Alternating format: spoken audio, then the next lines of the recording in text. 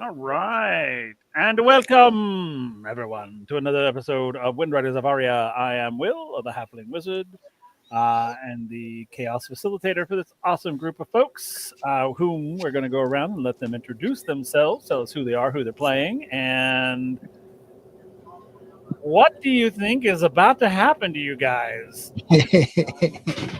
So this should be fun.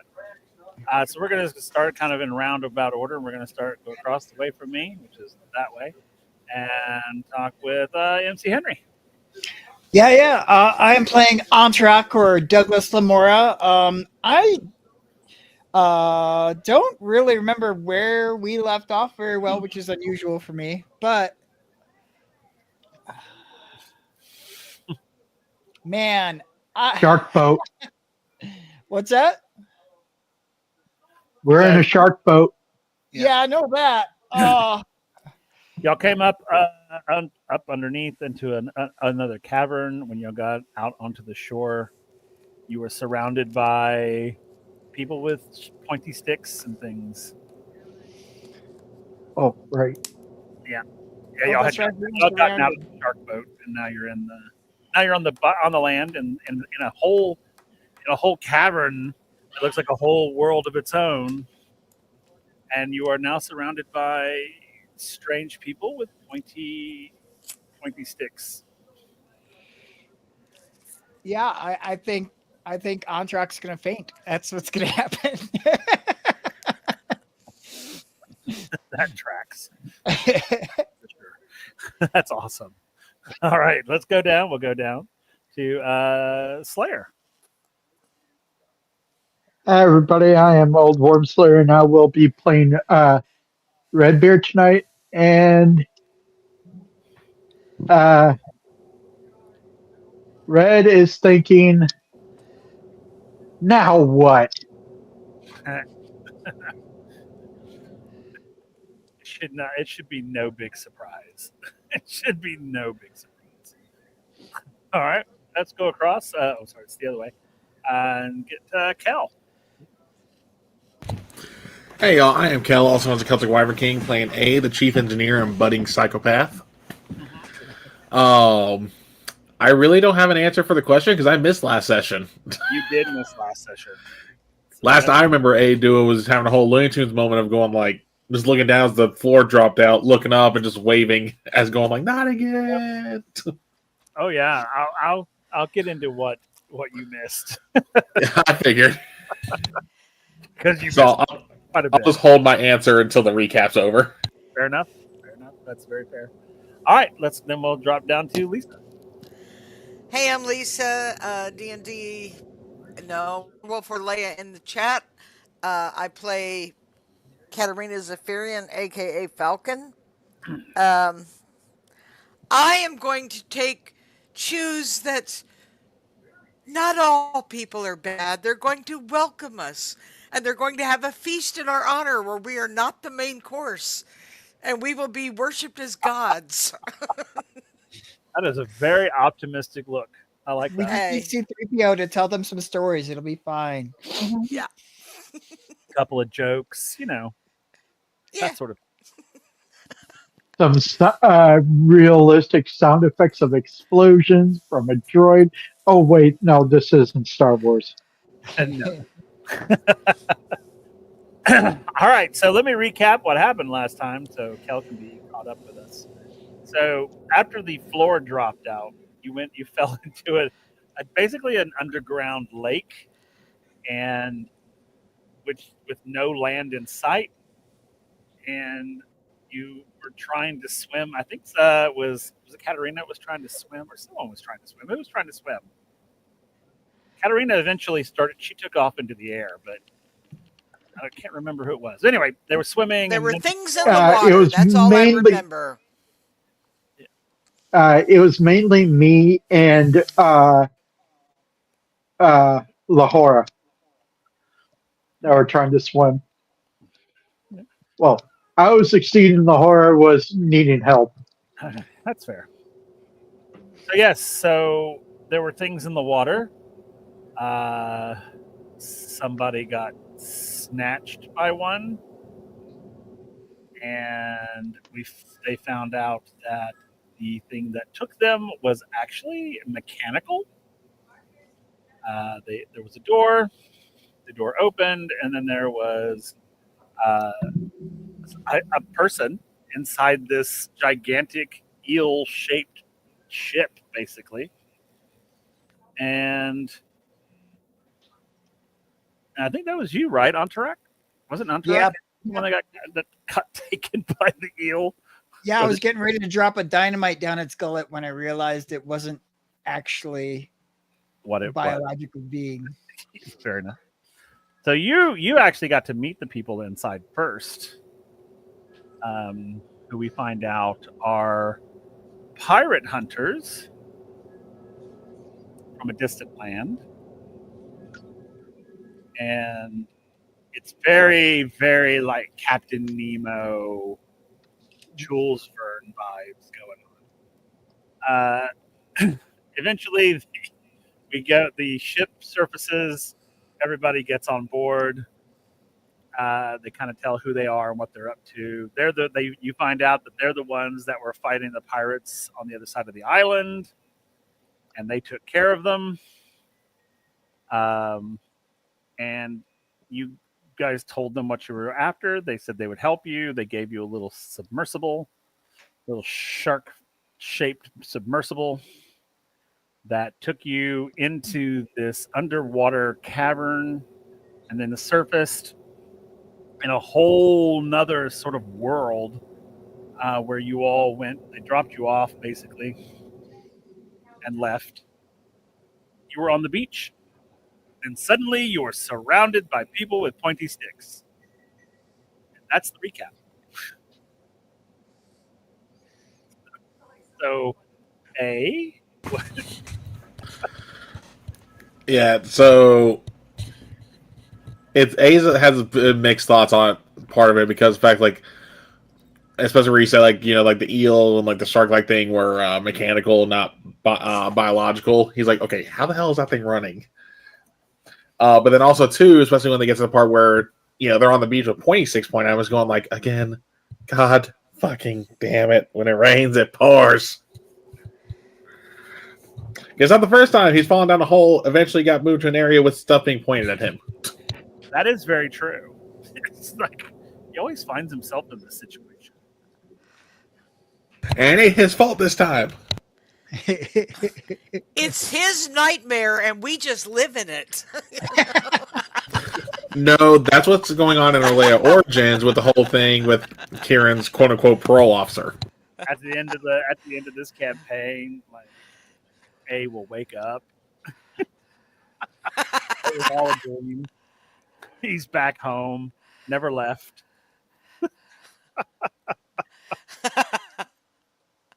So, all right. So you guys are there. You're on the beach. There, you're surrounded by these very sort of primitive-looking people. You all can roll intelligence checks for me if you'd like to see what you can figure out, see what you can see, that sort of thing.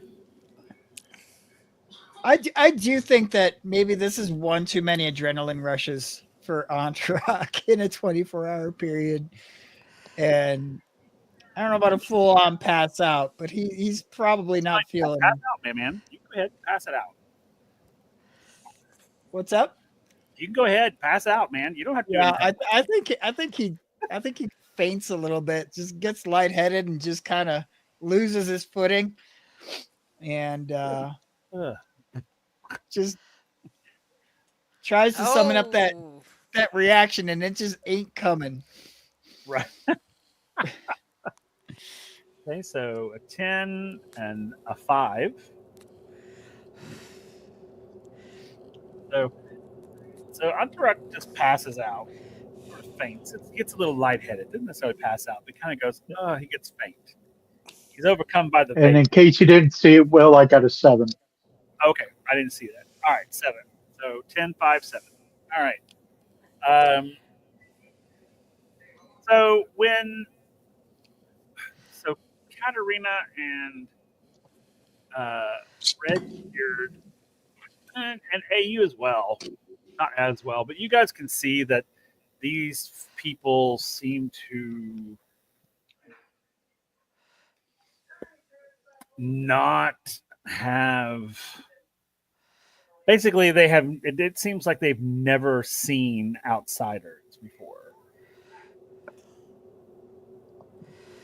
They are very primitive. Probably the most primitive people you've ever seen on this planet. They are animal skins, almost caveman-like, but not caveman. Ha.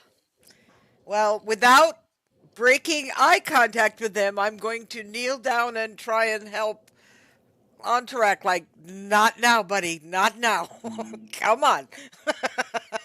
So when Ankarak passes out or faints, rather, the people with the pointy sticks do kind of laugh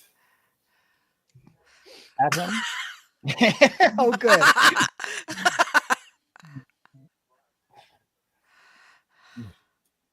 So they kind of you kind of hear what sounds like laughter, and you go to move to help him, and they immediately like close ranks on you. Okay, like, no empathy. I understand. Like, I'm gonna like look at them and point at them and like very slowly continue to try and wake him up. you know? Okay, so you're going to ignore their advances. I'm very slowly with my hands aside, like I am not a threat. I just want to help my friend. And so let's see. Why don't you roll me? Oh man.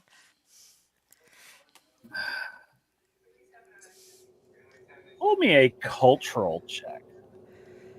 Okay, my See if you're optimism is capable. fading by the moment. See if you are capable of communicating culturally.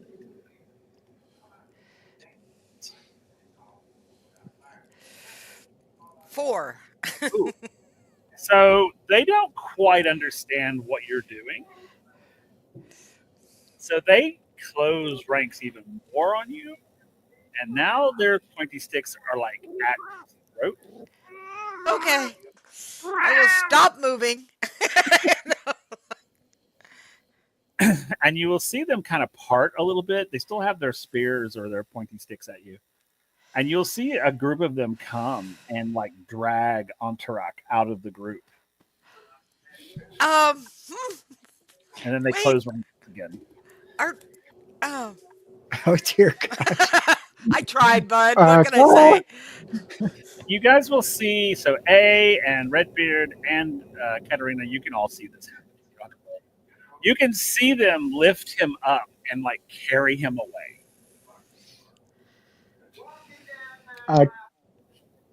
Can Gat try communicating with these people?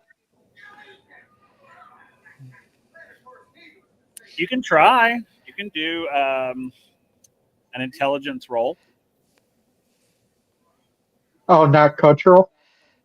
Oh, you can do a cult. Well, I mean, cultural if you're trying to figure them out, but if you're trying to speak to them, then it would be intelligence. I'm wanting to try to figure out what they're doing, so And you can roll cultural. Yeah. 5. that's a low roll for me. Okay.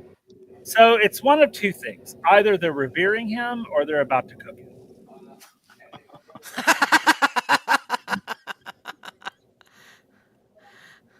Their cultural sort of paradigm is very foreign to you. You've never experienced these people anywhere. So the cult, you're very limited on understanding their cultural rules. So by this point, Entourage is now completely out of sight. They've taken him into the jungle. All right.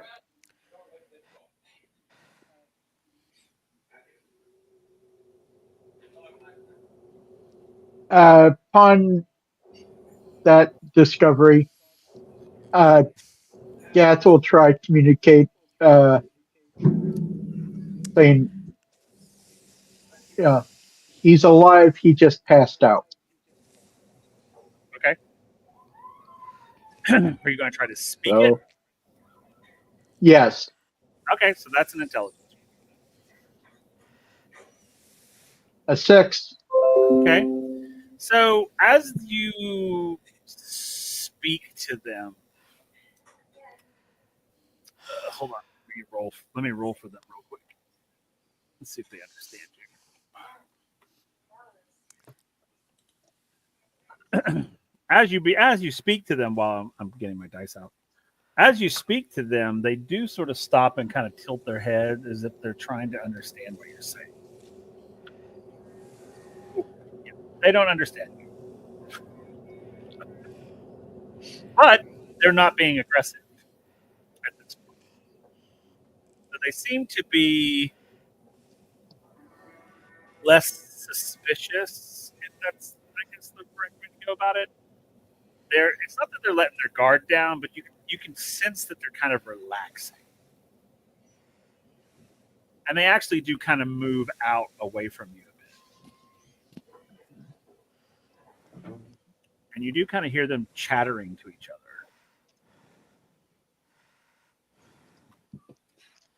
In a language you have never heard of. You've never heard before.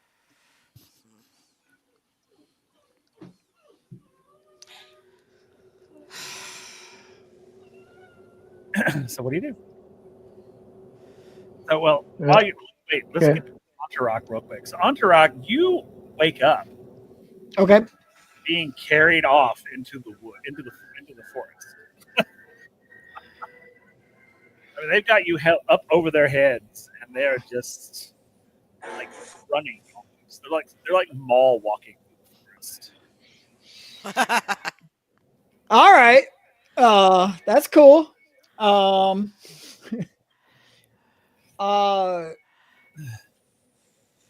Do they seem like they're just holding me up like I'm crowd surfing, but they're moving? Kinda, yeah. Okay. And they are chanting something. They're chanting? Yes. Chanting is never good. What you hear them saying is kushkata, kushkata, kushkata. Just because I think this is like, kind of passed out. The blood's starting to come back to my head, and I'm just kind of like, all right. I'm pretty sure I could take these guys if it gets to be that way, but for right now, this is kind of okay. It's kind of like a really long massage table, only I'm upside down. So And they've also taken all your stuff off of you. Just FYI. So if you look over, you'll see some of them carrying your gear. I mean, they've got your stuff. But they're chanting kushkata, kushkata. I don't think he's too worried about that right now. I think he's just gonna see where this is headed, and maybe even try and make out who the leader is and go kushkata. Is that what you do? I think so. Okay. So you yell kushkata, and then they suddenly stop. They lower you slowly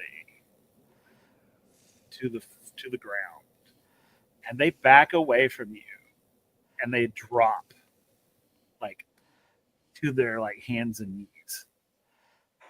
Oh. And they just sit there and go kushkata, kushkata, kushkata.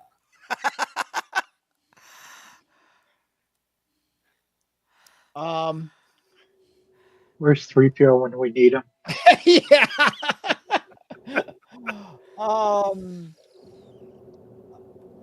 I don't know what to do. I'm going to for grins and giggles do a little bit of wind magic as I stand up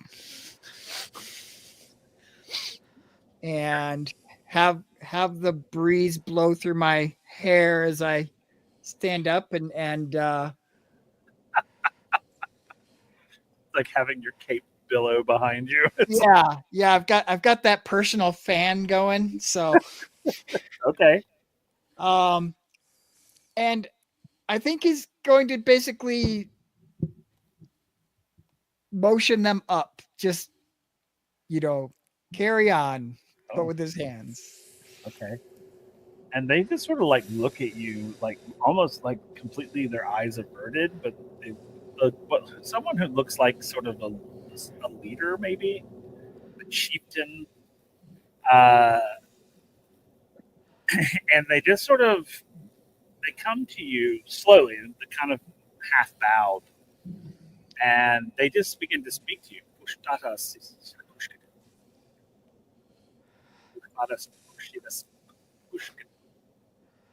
And he's like indicating for you to follow him. And I will follow him. Okay. Yeah. And then the others will just kind of get behind and follow you as you go deeper into the forest. So all right, let's go back to the beach. So you guys are still kind of surrounded by these natives, and again, they're not like unfriendly at this point. They begin to relax, like the spears begin to kind of go to a much more sort of relaxed state. So, and you can hear them talking to each other. You hear kushkata, and then you see them indicating to the mountain behind them. And then someone who looks like they could probably be the leader of this little party walks up with their spear kind of to their side, walks up to Katerina, and begins speaking to you in this language that you don't understand. And it's just Fusata Kudadison Ushkata Otarasi, and indicates to the mountain. And waits for you to respond. And I will nod yes. Like, I hope that's the right response. That's cool. No, so you nod yes. Yeah. He turns to the others and says, Pusara sa kushkata. And they go, ha kushkata. And then they kind of come around and behind you and start pushing you towards the forest. Okay. Leading we're walking. Whatever you do not try to play hero. That's the Excuse wrong group to say that to. So as you guys are leading up, and they're basically taking you exactly the same route that they took. Okay, so we know that wherever they took him, we're going in the same direction. So that's a good thing. So Antarak, they bring you into what looks like their village. It is primitive. It's not like primitive native. There are stone structures, like stone homes, stone buildings. Does look like there's a little bit of an influence of outsiders, perhaps. But it's a pretty big village. I mean, it'd be like a small town. And they escort you through the town. And they're just announcing Kushkata Patarasi, Kushkata Paparasi. People are just like coming out of their houses in droves and just watching you walk by. And pretty soon the whole town is following you. And they take you up to what looks like the sort of pinnacle of the town. And the guy who was leading you, the sort of chieftain, you get to these tall stairs, stone stairs. And he says, Pasare Kushkata, and indicates for you to go up the stairs. Yeah, I'll do a big wave to everybody and I'll head up the stairs. Okay. So possibly go wrong. 7 or 8 steps. And when you get to the top, there is like a stone throne at the top. And these sort of like village maidens come up the stairs and they're like throwing flower petals all over you. And they're like putting all this decorative stuff on you, makeup and sort of paints and like sort of decorative pelts and things that are like lined with like gold and like jewels, that sort of thing. And they get you all made up. Like, and then the chief is there and he announces Pasara Kushkata. I told you they will worship us as gods. And behind you, they basically pull these pelts aside. They sort of like look like flags almost. They push them aside, and there, etched in the stone, is your likeness.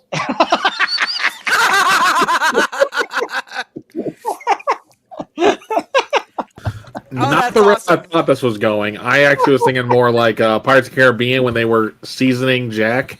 That's what I was thinking. So yeah, that's just Yeah. It's ancient. It's old. Yeah, not Road to El Dorado. Yeah, but it looks just like you. I mean, almost identically.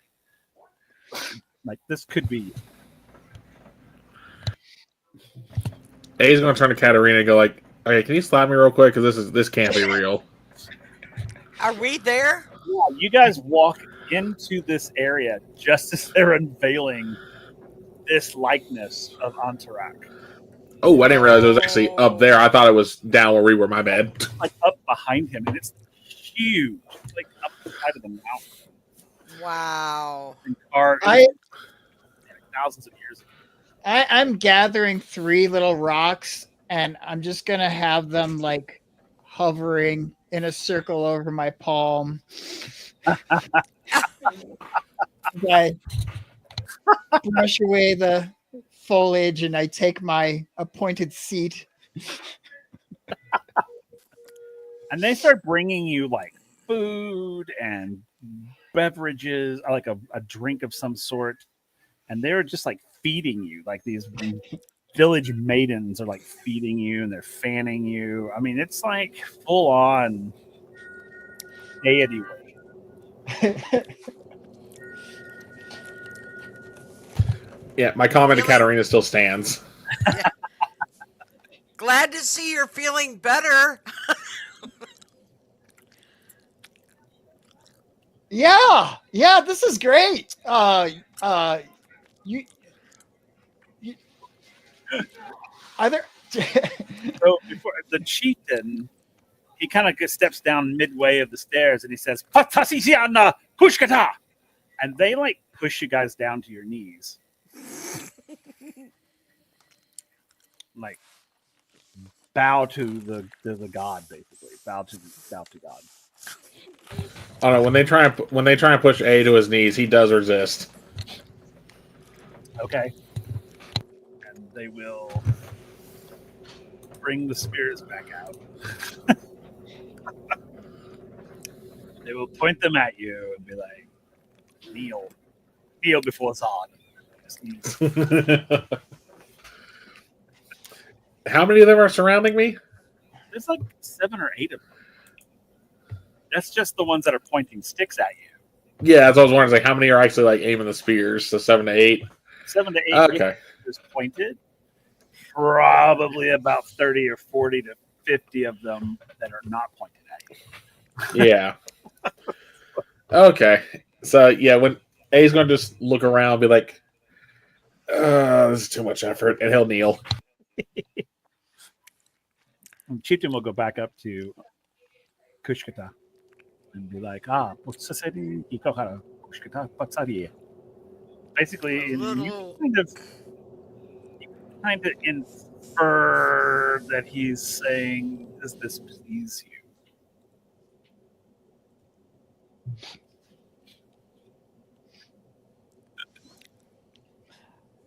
Are they so they're indicating what? Sort of like he indicates to your friends on their knees, basically, and it's basically like, does this please you that they are worshiping you?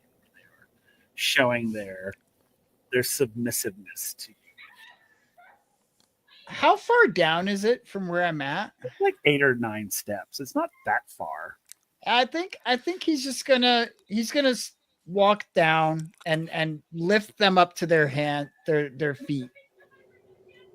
So when you do this, the village gasps. Like, why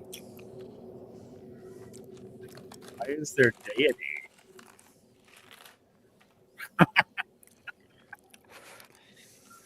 People will come to you and you'll be like, oh, no. He indicates to himself. He reaches down and helps them. Okay. And he sort of like ushers you back up. It's like, no. You cannot. You should never come to this level. Oh man.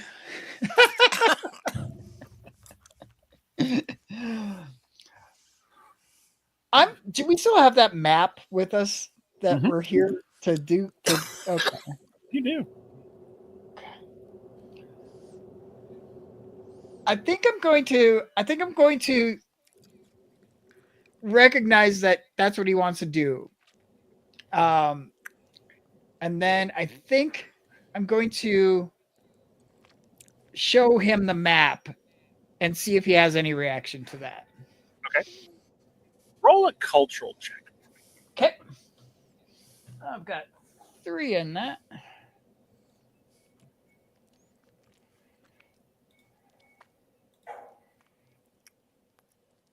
Okay. 4. Oh, 6. Okay. So you show him the map, and he sort of looks at it, but doesn't really understand what it is you want him to look at. He sees the map, but he doesn't understand the map. All right, so they're not familiar with it, or at least he's not.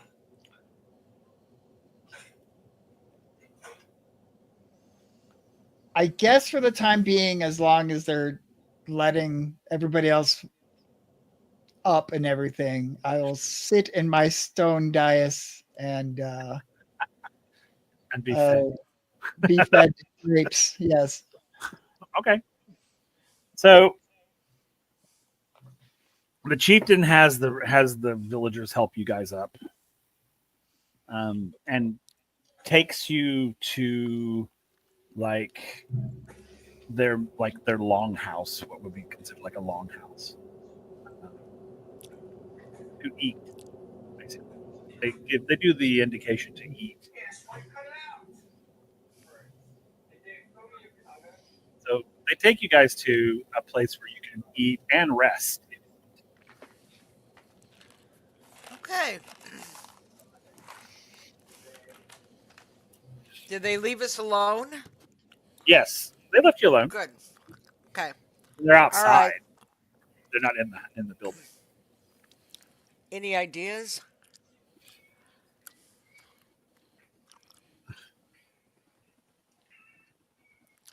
Well, they weren't take him to Eden, so that's not a concern.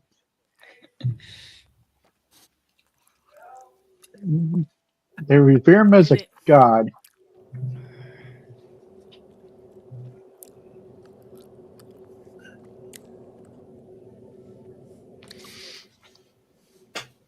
Other than that, I'm clueless about this culture.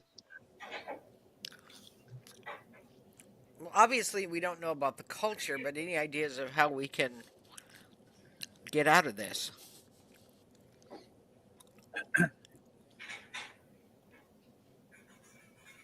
Well, understanding the culture would help provide some ideas for me.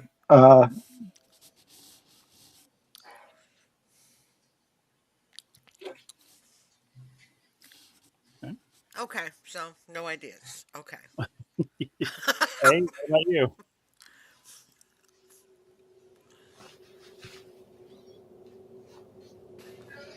Cal? A does not have any ideas at this moment. Well, they bring in food and beverages and kind of place it in the middle of the building. Excuse themselves. And based on the new information I have available, can I attempt another cultural roll? Yeah, you can attempt another cultural roll. Let's hope I roll better this time. Oh, I surge on this one. 13. Okay, so kind of with the observations, what you see, you know that Antarak is basically revered as a god, so that's what he is, and that they have a very much a sort of hierarchy when it comes to like the deity. Then there's like the chief priest, which is the guy who was like, "Oh no, here we'll do that," and then the sort of followers below that. It's very standard, sort of that sort of thing. You know that. The other thing that you saw before you were taken all the way away is that there were people that looked like they had requested an audience with Kushkata. So Oh, that's not good. probably go that route, request an audience. Okay. Upon realizing that, it's like we could request an audience.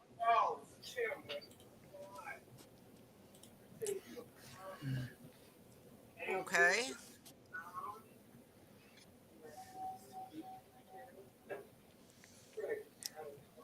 I mean, we don't speak the language, but I'll give it a shot.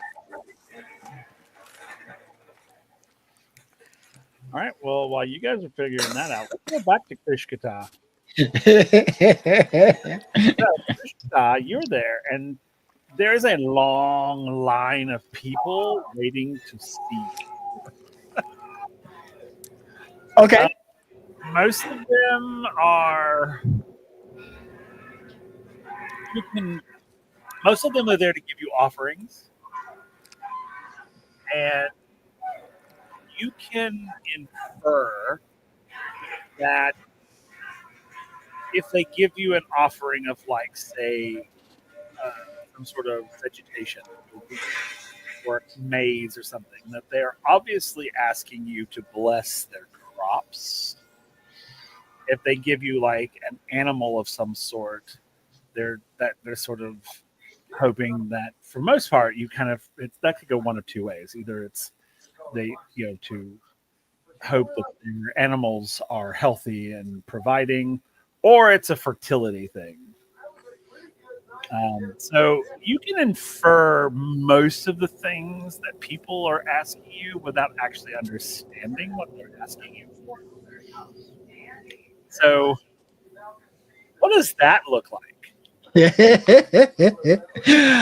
I think I have picked out a few kids to be runners back and forth from the pedestal to the people to the pedestal to the people, and I like if he gets like an offering of like wheat or something like that, he'll kind of look at it and then he'll listen to it. And he'll kind of nod a little bit. Yeah. Yeah. And then he'll cup his mouth up to the wheat and whisper something in that it can't hear and hand it back to the kid to run back to the person. And that's pretty much his kind of go-to. Not really knowing exactly what they want. But he's making kind of a show of it and not it's not like all the same, but like he might turn a couple away, like, oh no, that was a bad animal. But really it's random and he's kind of guessing, but that's kind of what he's going with because he doesn't share the language. Love it. Okay. Let's see if they understand. Oh, actually, they do. That was a surge. Oh my. Yeah, so they totally get it. You seem to be communicating with them in the most primitive of ways, but your ruse seems to be working. Good. All right. Okay, let's go back to the longhouse where the others are at. So what are y'all doing? What's the plan? So, I guess I'm gonna step outside. Or attempt to? Or just get the attention of somebody out there. Oh, yeah, absolutely. The minute you open the door, there's a guard there. And say,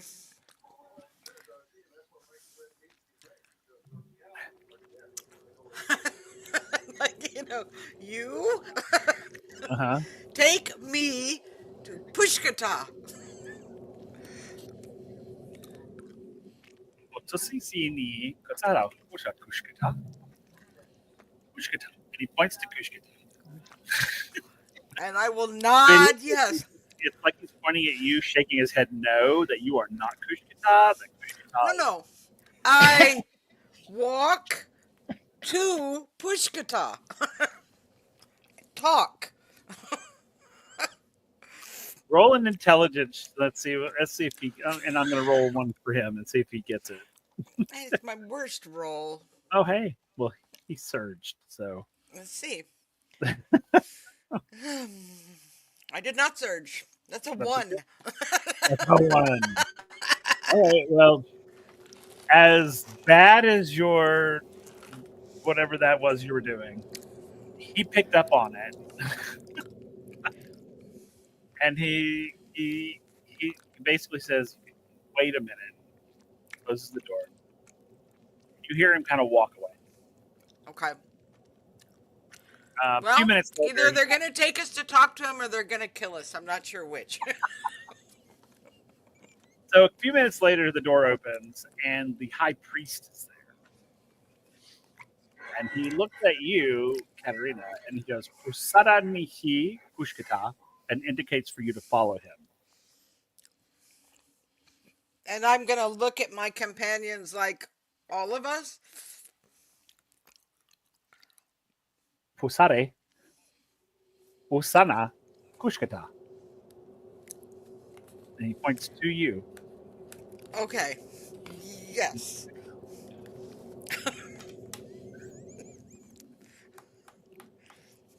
Right. I'll do my best, guys.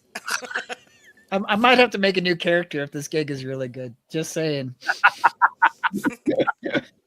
Hey, that's a possibility. Until you find out about the whole self-sacrifice ritual every 30 days of full moon. Yeah. Until I find out they're just fattening me up for the lion tamer. Right. You're like the 27th Kushkata. So, all right. So the high priest takes you to see Kushkata. The high priest takes you not all the way up, but about halfway up the stairs so that you can speak to Kushkata. So you see Katerina being escorted up to you. All right. I don't know if Katerina. I think Katerina might see Antarak without his shirt on for the first time. Like there's some kid running around with his hat. There's another kid that's got like his tunic. Oh God, on track. He's gone native. I love it. Okay. But he's smiling. He's like, "Oh, come on up." So, looking at whoever escorted me that far. Like, I'm gonna go on up and hope they don't stop me. Yeah, they're gonna stop you. You're gonna step in between, and be like, "Oh no, no, usa, usa, usa, usa, usa." A little help here? Ushkata, asina, ushkata, ashina.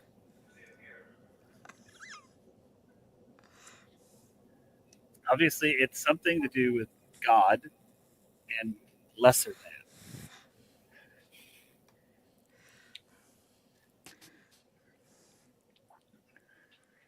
I wonder if they've seen anyone with wings before.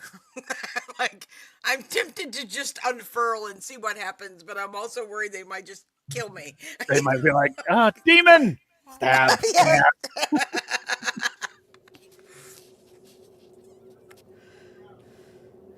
Need a little help here? I'm going to try and communicate with the priest or one of the people in charge, Okay, the high priest is there. the high priest that these are my these people that came with me are my personal servants or footmen, and that it is wrong for me to be divided from them. Well, this will be fun for you to try to get across. So, Yeah. So let's see it. What do you want me to roll? Well, you're gonna roll cultural. Okay. You're trying to speak to them, so that's intelligence. Okay. So intelligence or cultural? Intelligence. Speaking Okay. is intelligence. Understanding. Okay. Oh, that's so bad. Oh no, it's not so bad. 6. Not bad. It's a 6. Okay. Let That me is roll. my one. Okay. I saw the 2.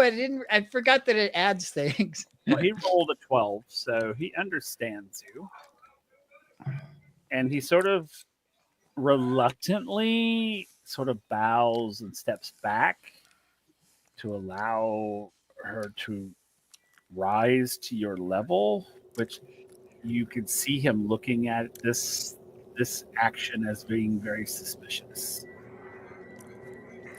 So I will walk up and I will sit by his feet. Okay. As if to say, I belong here.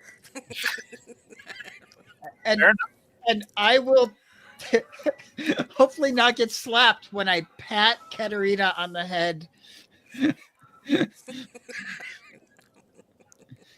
Okay. Great. Now they're going to think I'm your mate. So he seems to be relaxing and sort of like, okay. He seems to be accepting whatever this is. So how you doing?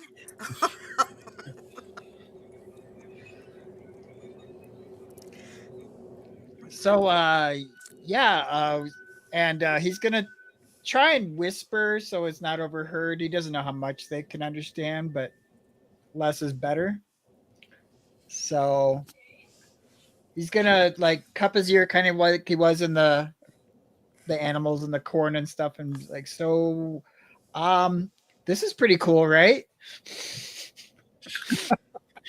And I'm like doing that ventriloquist thing where I'm smiling and saying, for you, maybe. We're being held we're not being mistreated, but we're not allowed to leave the little hut they put us in either. Yeah. So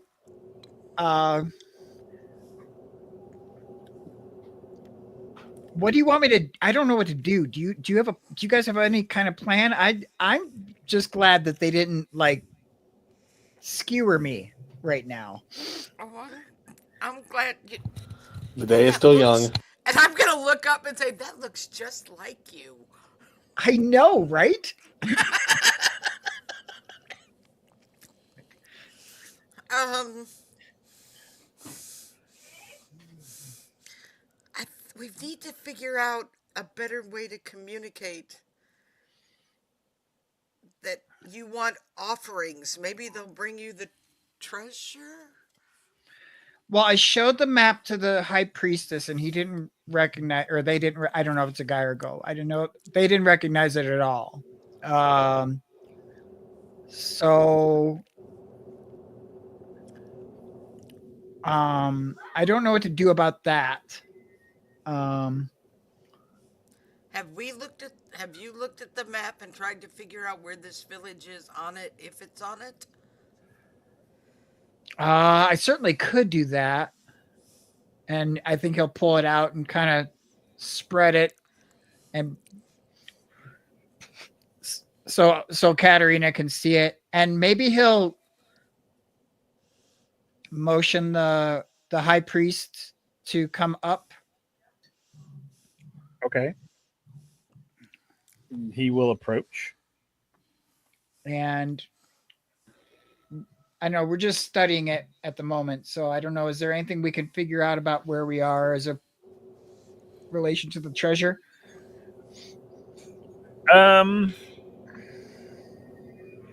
If you're looking at the map, there is a map of the interior chamber, which is where you guys are, and it's like it's a small map, it's a small part of the map, but it's a big space.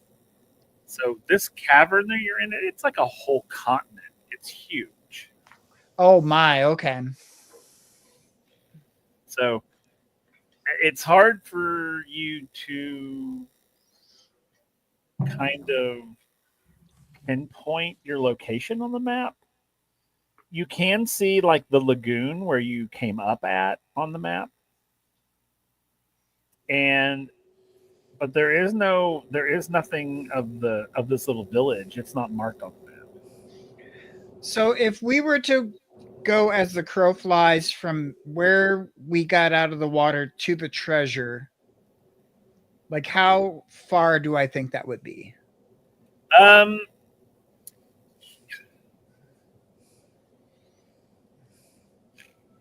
You could probably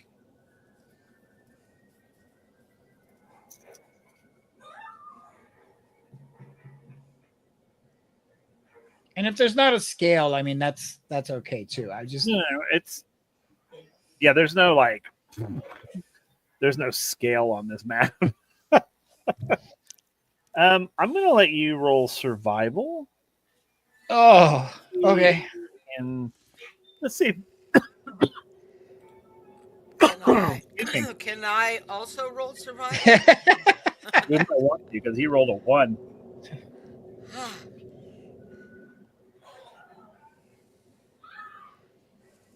Let's see, survival 3. So while you guys are rolling survival, the high priest is starting to look very nervous. 7, yeah, you can kind of figure out a general location of where the village is on the map. Okay, so the village is here. Then we need to go here. North. North. Quote unquote north. So To the top of the map. looking around okay. And you said the priest is getting nervous? Yes.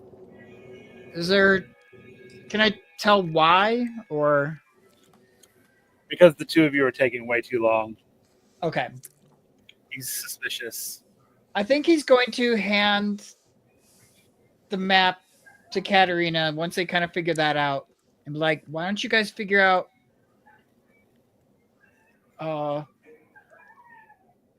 to get there or something like that. And maybe I can figure out a way to deal with being a god. Okay. And I will. Unless you have a better idea. bow. I will bow to you and start Okay. backing down the steps. Okay. And the high priest is looking a little less nervous. and I'll say, Katerina, you should give one of them one of your patches.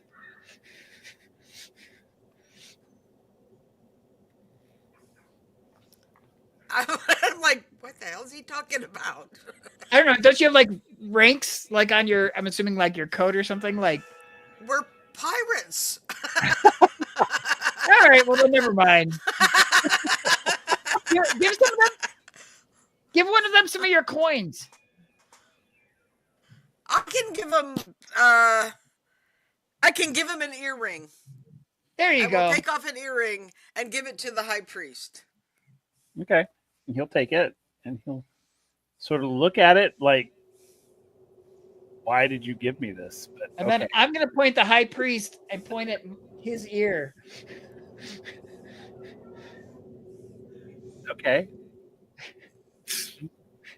And his ears are not pierced. They will be. Literally about to pierce his ear because you told him to do it. So he literally brings somebody up there to stab a hole in his ear to put this earring in. That's what happens. And they put this earring on him. He's bleeding, but he's very much like, is it, basically, does that please Kushkita?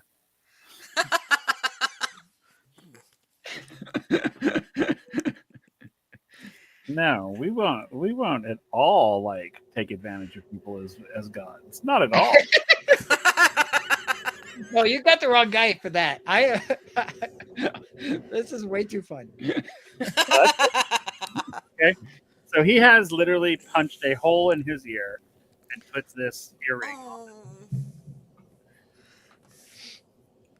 I want to heal him, but again, I'm afraid they'll kill me. The witch.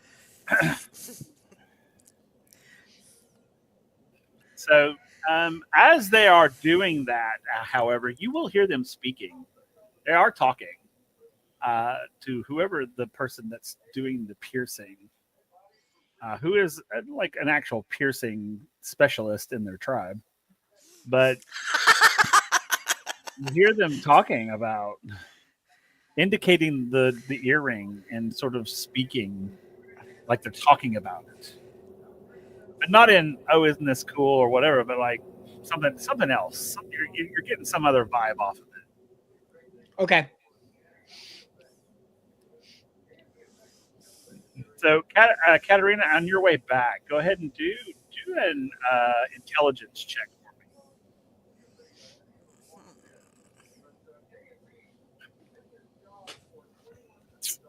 Or survival. Maybe actually do a survival check. Okay, that's a better level for me. 6.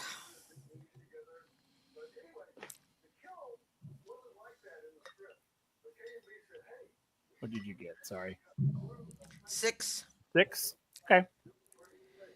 So they escort you back to the longhouse. That role was for you to kind of look at your surroundings and kind of get a lay of the land. Okay.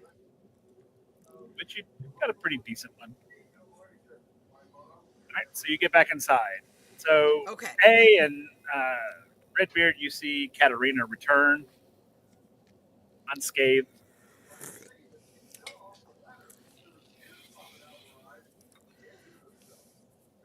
That's good.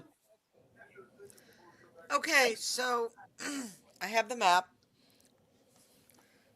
and I will open the map up, and I will say, from best we can tell, this is the lagoon we came in at. This is approximately where the village is, and the treasure is north of here. I tried to kind of look at the area when I was being brought back. So I have an idea of what direction we should go, but all I have is a general direction.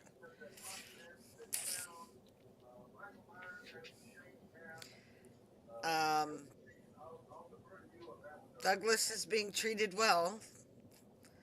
Very well. Probably a little too well. Almost as if he's a god. So, now the question is, do we try to escape and go north and find the treasure? Or do we give Douglas time to negotiate or communicate with the people here? I say go with the former option.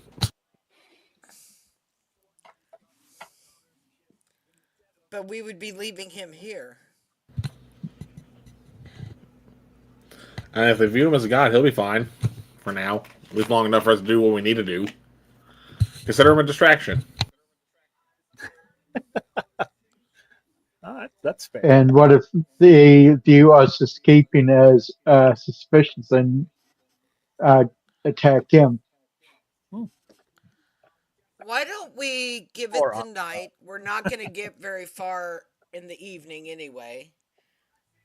Let's see what happens if he makes any leeway tonight. We can request another audience tomorrow and lay out our options and at least be able to let him know what we're going to do.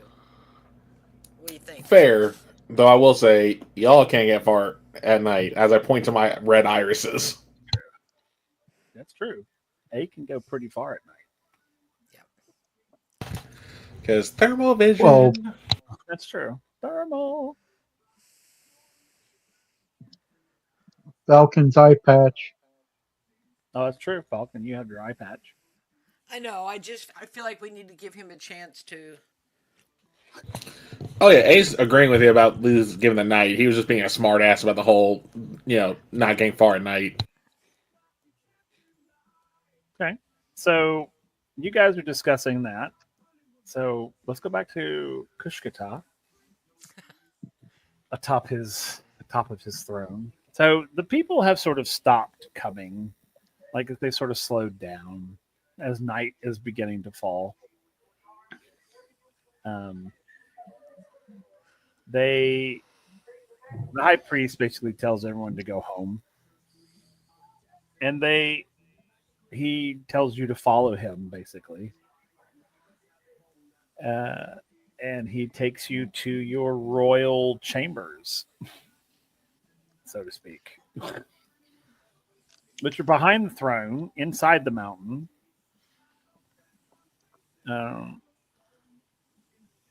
When you go inside, the architecture of whatever this is completely different than the architecture of the village. Like, this looks full on like modern, like someone constructed this specifically to look like a palace. I mean, it's not a palace, but it's sort of like there's gold gilding and there's like statuary and there's like this sort of luxurious bed and sort of that sort of thing. It's completely palatial.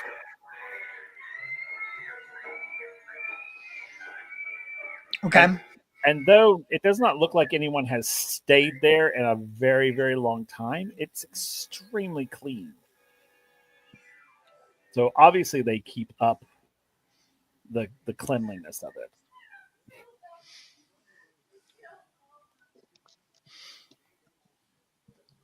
So they're maintaining the chamber and awaiting the Yes. deity. Yep. Okay. So you go in and you can roll, if you want to look around, you can roll me an intelligence to see what you see. Sure. Good at those. That's a 12. A surge. Look at that. Yeah. So as you're kind of looking around, it's nice in there. It's like they know how to treat a deity. But as you're sort of walking from room to room to room to room, You come to a room that looks ceremonial. And there's sort of like a plinth in the middle of the room. And the room is sort of octagonal shaped almost. Okay. Quite perfectly, but it's almost that sort of shape. And there is the walls are painted to look like the sky and sort of like clouds and things like all the way around. When you look all the way around, it looks like you're looking at the sky.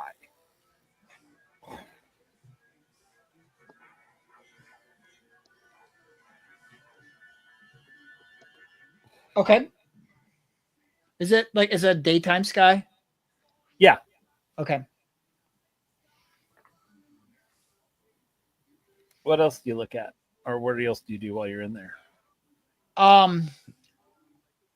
The main things he is on the lookout for are exits. Okay. Anything magical Okay. and probably anything mechanical. It's kind of like the three things he's really, I mean, he's taken all this in and this is amazing and this is great. But I mean, he's kind of like trying to keep an eye out for his other options because this is probably not a long-term solution as much as it might be comfortable for a minute. Fair. I might change my mind later, but I mean, that's kind of what he at least wants to know. Okay, what are my ways out of here? Are there any magical artifacts or magic in use? And is there anything mechanical or technological in place? Okay. I'm going to have you roll a couple of things. Okay. I'm going to have you roll a mechanical check just to see if you see anything mechanical. Not horrible at that. Okay. Nice. 5. Okay. 5, you don't see anything necessarily mechanical. Like, you don't see any machines. So, let's see. You wanted to see if there was any magical items. Si, senor. And what was the other thing you wanted to look for? Exits. Oh, exits. Ways out of here. Fair enough. Fair enough. So, there are no other exits out of this room. There does seem to be a. Oh, well, I'll let you do.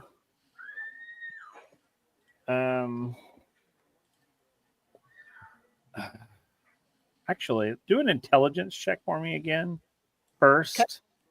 before I have you check for magic. 9. Okay, so as you're looking around, sort of looking for things,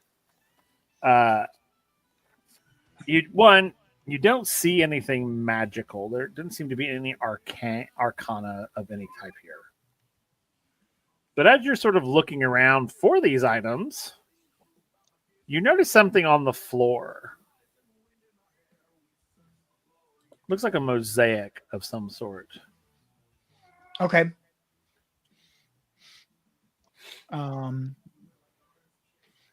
It's hard to see just like standing where you're standing.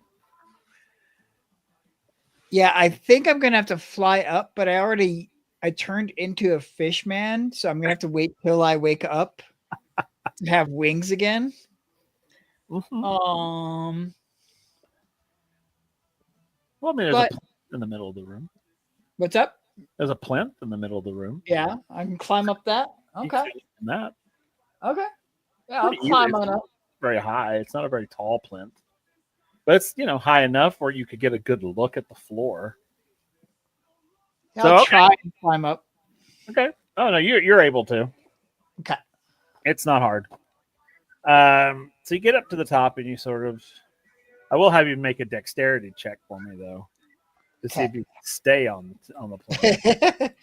Or how long I stay up there. Exactly. How long do I stay there? 5. It's decent. So you're able to maintain your balance. So as you sort of get your balance and you start to look down. The mosaic on the floor looks very familiar. What you see on the floor of this room is the map. Ah. The map, like the world map or the treasure map? Map of the treasure map.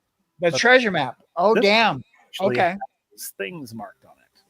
So you see the lagoon, you see the village, you see various other sites marked. And then as you're sort of following the map, you notice that the plinth is basically X marks the spot.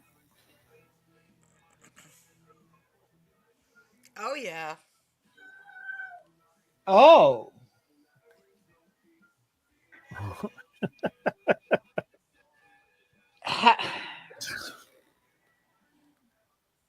Can I move it?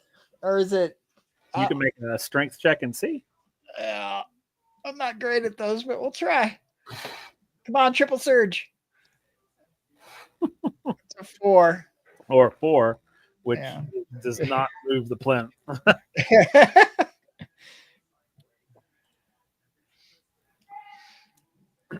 But you do see that it does move. You're just not strong enough to move it. Huh. Is it what you said is wood or stone? It's stone.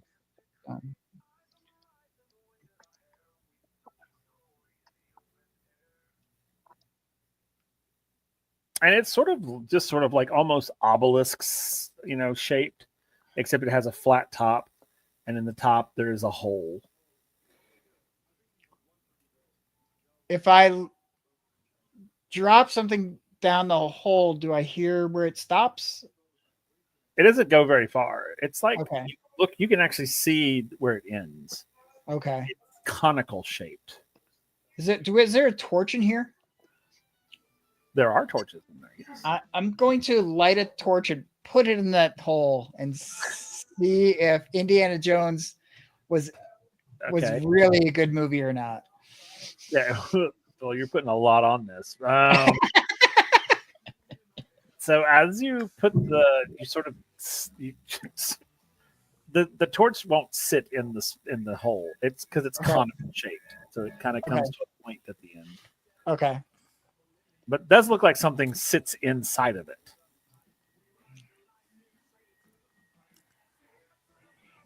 Okay, he is looking for that. Okay. You can do a memory check for me. Yeah. It's my speciality. A 9. 9. As you're like, what could fit in here? What could fit in here? Oh, wait a minute. I remember something that could fit in here. It's the big jewel on the throne outside.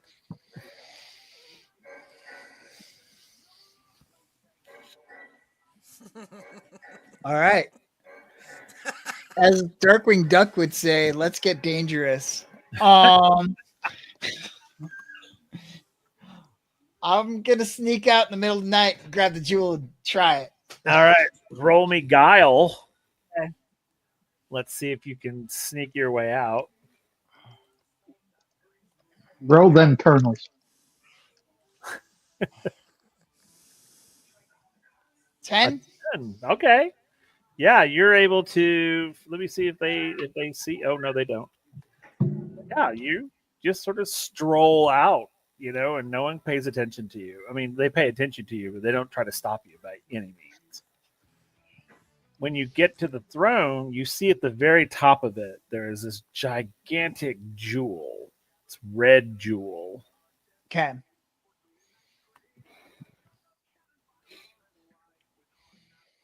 Is it what? Take it out of there? Yeah. Strength check, please.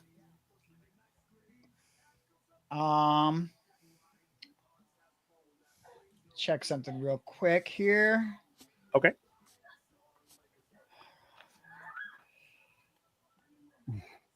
Is that you said it's stone? It is well, the plinth is stone. No. Okay. What's the throne made of? The throne is also made of stone. Okay. All right, I'll try and remove it, but if that doesn't work, I'm gonna channel some magic into it. Okay. Oh, there we go. Look at that. Look at that. It's a 10, baby.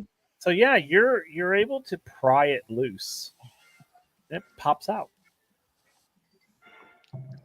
Now roll a dexterity check for me. Okay. Oh no, no, no, no, no, no, I no. pop the jewel out of the thing. No. Ooze No. and it bounces down the stairs. Oh shit. Oh, I'm running after it. I gotta get that thing. Much to the attention Oh no. of several of the guards and the high priest. And he comes to you and is very much concerned. And he's just sort of like talking at you very fast.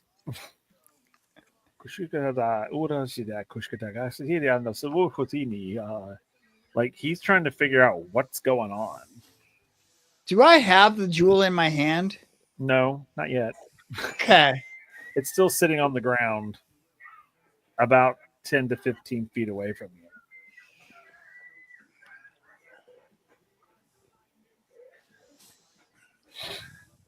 As everyone else, as all these other people are sort of standing there looking at it and then looking at you, looking at it, and looking at you.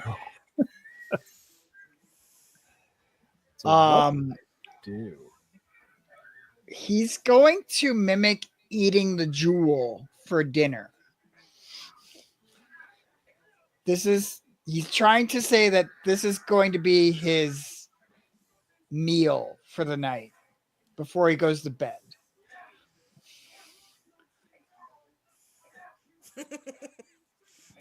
Okay, so to eat this jewel for dinner. Yeah, I'm a god. I can eat jewels. It's fine. Okay. Roll guile.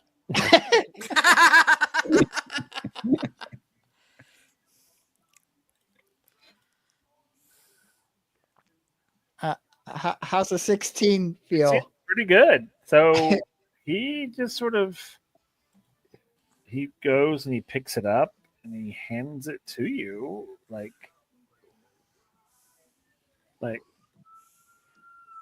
like enjoy your meal. So, And then I'm going to tell him I need another one tomorrow night. okay. He will like command his people to go and find you another jewel. So okay, so now you have the jewel back. Good job, buddy. I don't know about that. We'll see. Well, you're not dead yet. I mean, yeah, that's the operative word there. Okay. I'm heading back as noiselessly as I can to try this in the plinth. I mean, you're good. You get all the way back up. I mean, it's like, they're obviously like, okay, he's weird, but all right. Well, he's our deity, so God, that's God's for you. God The gods must be crazy. must be. So get all the way back up. You go in where the plinth is, and you put the jewel in. Yep. Okay, you put the jewel in. It fits perfectly. And when you do that, you hear this sort of click as the jewel sort of sinks down a little bit. And then the floor starts to vibrate. Oh And dear. it starts to fall, not fall, but sort of slowly lower as steps appear.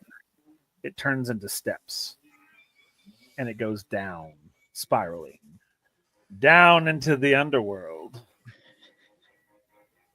Do you go it alone?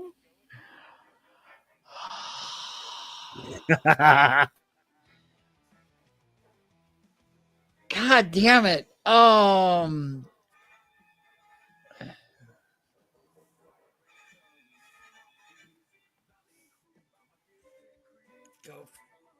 No. No. I gotta go figure out how to get my crew up here.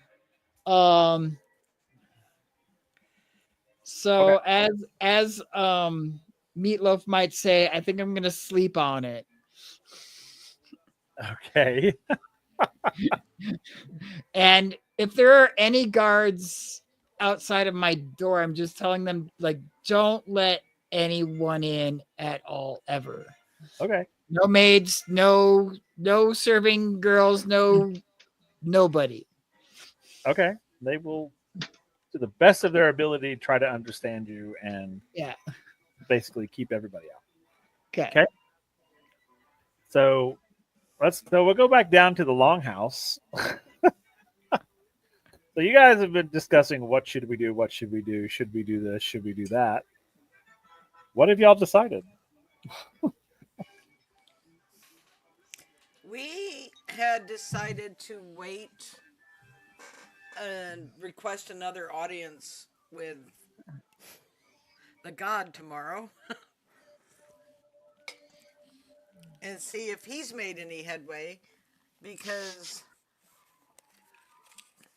North is a pretty general big area and we don't know exactly Right. what Okay. we're looking for or how far north to go, or are we already north? We don't know. So Fair. Okay, so everyone's going to take the night. I think that's what we were talking about. Is everyone okay with that? Yeah, I'm cool. Yes. Okay. Okay. Cool. So you guys have places to bunk. There's like nice, comfortable beds in this longhouse. Kushkata has his penthouse suite. And the night goes, and Kushkata, you are sleeping in your bed, all nice and comfy. It's probably the best bed you've slept in a very long time. Uh-huh. And I need you to do a intelligence roll for me, and then a Okay. dexterity roll. Okay. Intelligence, I was not. It's still a Well, six. a 6. So it's all right. And then a dexterity. Yes. Okay. Something Oh, came up no. from down the stairs. That's Okay. fair. So as you're sleeping in your bed soundly, it's like, oh my god, this is amazing. Then you're suddenly aware that there's somebody in the room with you. And there, standing above your bed, is a figure you cannot see. It's dark. But the thing you do see, the light glinting off, is the blade of a knife. As Uh-huh. they plunge it downward Uh-huh. and right into your gut. Ouch. Oh. And luckily, however, I say luckily, uh, they are captured by your guards, and they have him there. And of course, the priest comes, and he does his thing, and he pulls out these sort of medicinal bags, and he's telling you basically. He gives you a thing to bite on. He tells you to bite on this. Oh, God. It's a surgery. So he's like, put the stick in your mouth, and then he slowly removes the dagger from your gut, which is painful. And then he begins to work on you. Basically, it's these sort of herbs and salves and stitches you up, and that sort of thing. And he lays his hand on you, and then the pain's gone.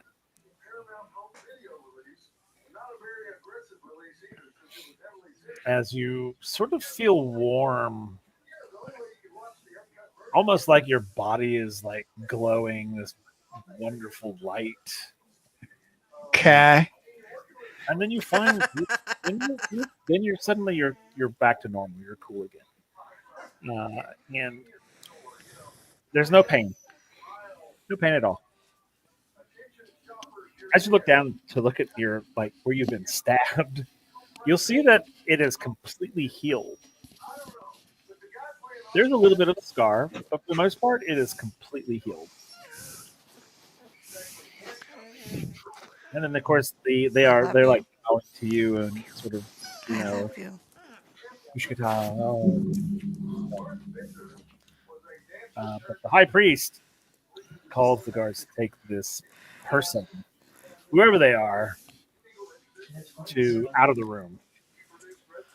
They drag him out to the sort of plateau where the throne is and everything, and you hear these horns blow. Sort of, and you guys in the longhouse, y'all will hear those horns blow as well. Uh-oh, that can't be good. I know.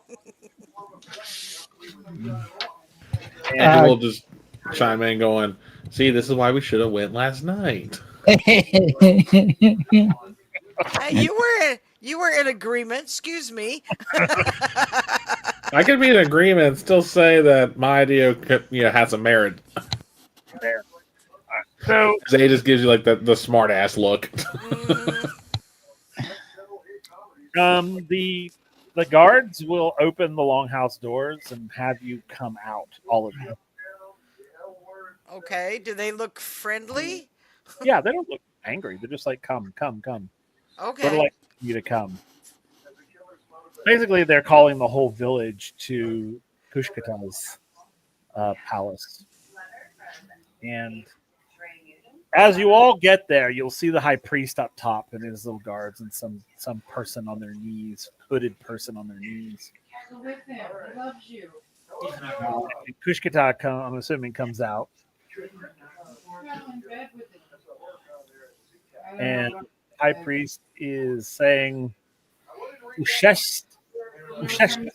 Yes. Usheshist. Usheshist. And he hands you an extremely sharp blade. Oh. And he tells basically he's like, it's your duty to execute him for trying to kill you. Okay. I'm into it. Sounds good. All right. So what do you do? I'm going to grasp the back of their head by the sack that they're in. Gonna pull back the sack. And then I'm going to like slice, but just enough to cleave off the sack and rip the sack off and see if I can get a look at who this person is before I murder Okay. them. Well, when you do that and remove the sack, you see that they are obviously not from here. These are like, he looks like basically a marauder. Probably there after the exact same thing you are. And he just looks at you like, sort of like, oh my God, you're alive? Wait, what? He like looks at you like, I thought I killed you. Yeah, that's impossible. I killed you. Why are you're still alive? How are you still alive? And they like punch him like to get him to shut up. I mean, is he speaking in English? Yeah, he's speaking in English. They punch him, and he just like, ugh. Pushkata. Pushkata.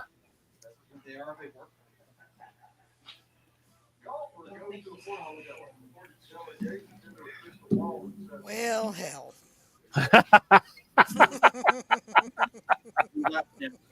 Well, Yeah. so all right, Kushkata, what do you do?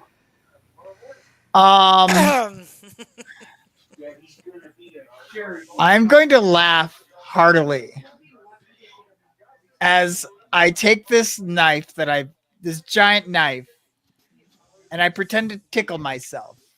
And I am just laughing heartily at how much this doesn't hurt, even though like it did a minute ago.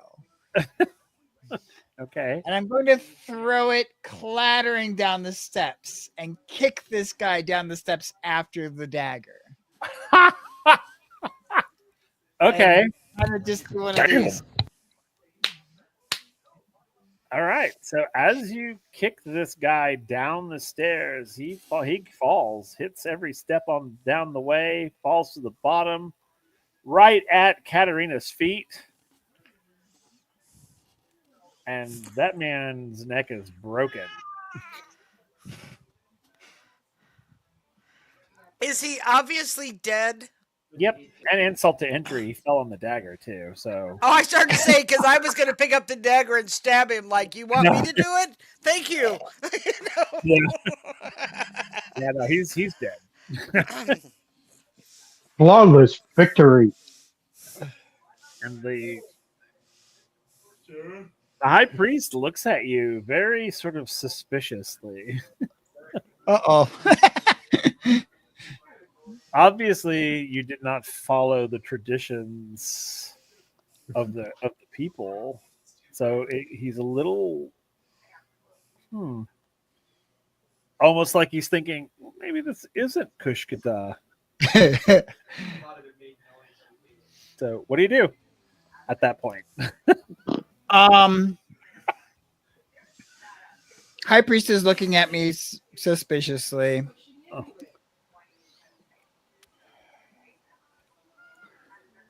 What would it take? I mean, and I don't know, what would it take for me? And this is more of like maybe a hypothetical, but Okay. what would it take for me to get my teammates up with me and to get the high priest to be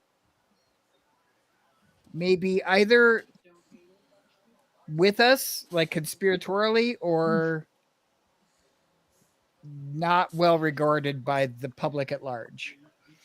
Oh, a cultural check. Okay. I'm not horrible at those. Okay, 4. Based on the bits that you have observed, you know the only way to get your teammates up where you are is to basically kill the priest and appoint one of your friends a high priest. Okay, I'll do that. Okay.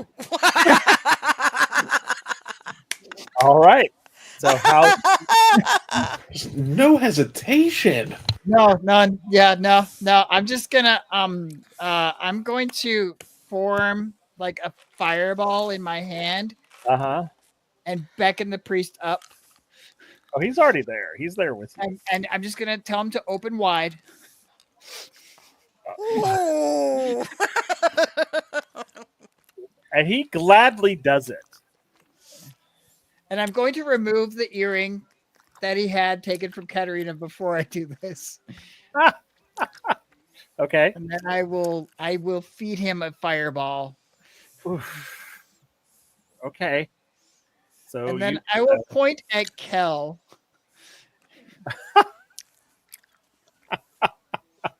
And make whatever motions or signals I need to.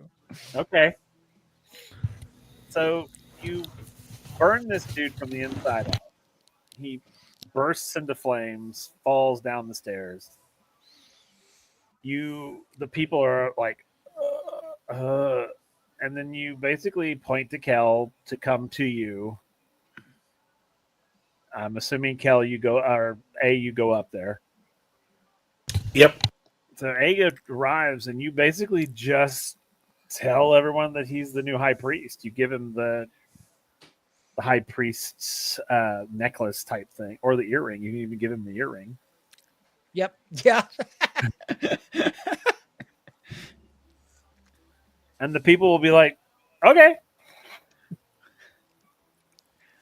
Koshkata!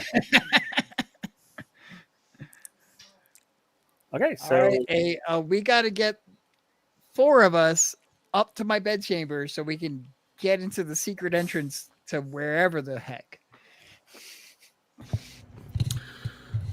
A's is still kind of like, what the hell? Because the fact that you literally just, with no hesitation, shoved fire down a man's throat. Like, I thought A was the budding psychopath. he's like, Douglas is a full-on psychopath. At least all of A's kills were self-defense. Fair. Okay, so I mean, I'm just thinking I'm never going to get my earring back. You know?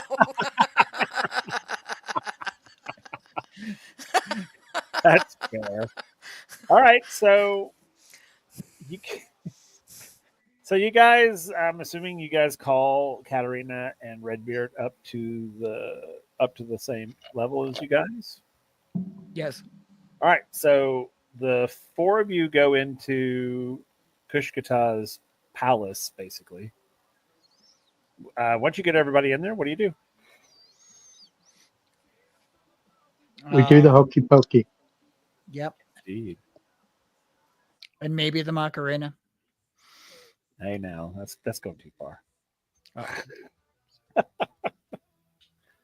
So, all right, what do you tell them? Well, we're all rock stars. Yeah, we all are rock stars. Rock stars. So, what do you do? I mean, I show him the staircase. Okay. And the. Did you leave the staircase open, or did you close it? I would have closed it, but I would open it again. Okay, well that's fine. I just wanted. I didn't know if you closed it. No, I mean he wouldn't have left it open and gone to sleep. I don't think. Okay, Yeah. fair enough.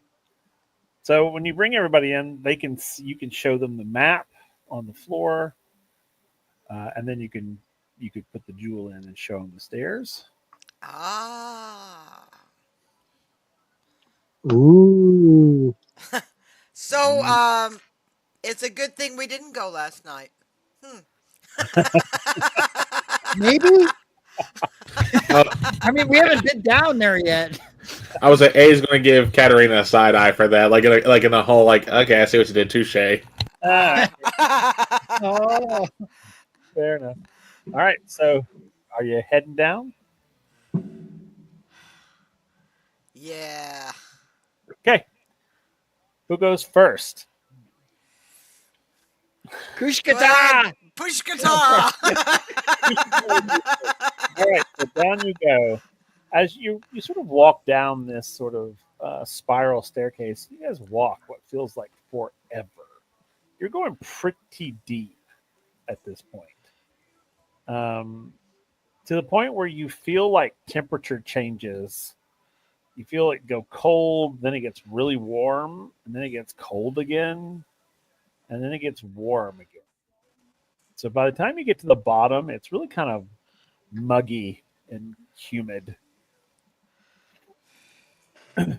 As it kind of comes to another room, and there seems to be a door or an archway, not a door, but an archway that leads down a tunnel, it looks like, and there seems to be a light coming from the end of that tunnel. All I hope right. it's not Golden Archers. I'm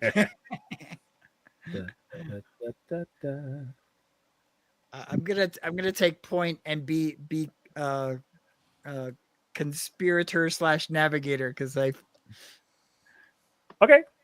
So let other people take a little bit of the action here. so we go down. We head down the corridor.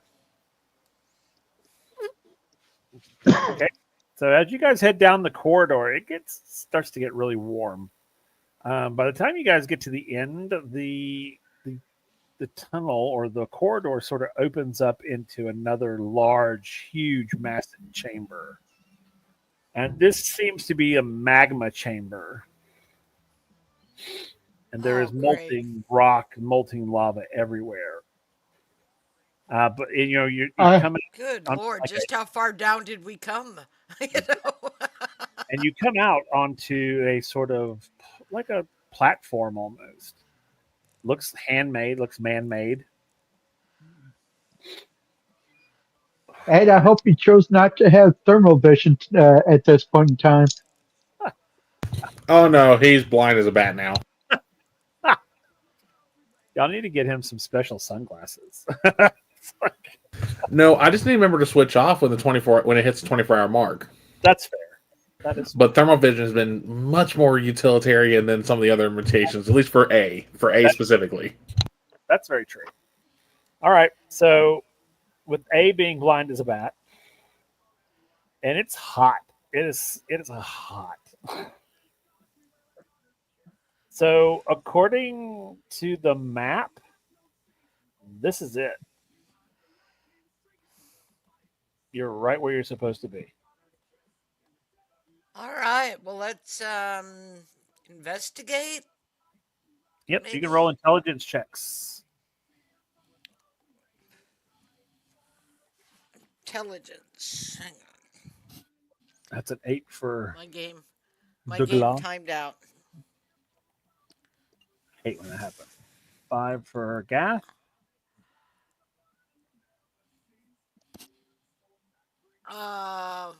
My NPCs went away. I And can't get to 6 for A, and he's blind.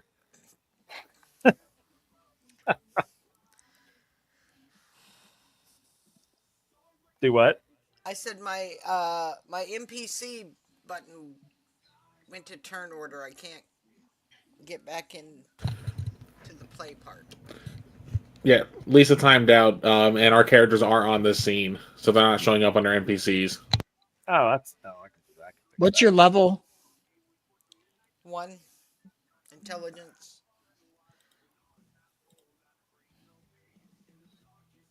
Oh, you should let somebody else roll. I Or can you can roll if wait I can 2 get back seconds. to it. You can wait 2 seconds, and you'll have it.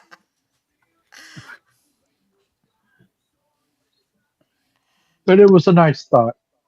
Yeah. Yes, it was. It was a very nice thought. If you had rolled high, I totally would have been like, Right? "Yeah, I agree. That's what I would do. No, I'm not taking your die roll, you piece of shit.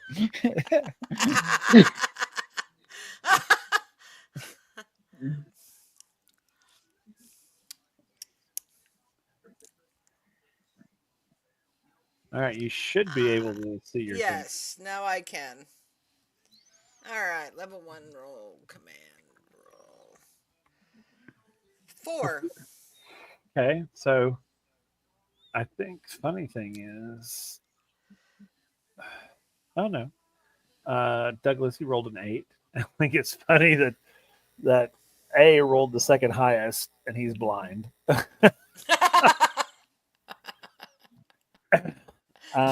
But Douglas, you can see through the heat and your eyeballs wanting to melt. You can see in the center of this lava field is a small island with a plinth on top of it. And when I say small island, like maybe 2 people could fit on it. Okay. Or 3 if one of them's flying. That's true. No way to get to it. Does not seem to be a footpath at all. Man, if we have to go up there to get another jewel, I'm gonna be so upset.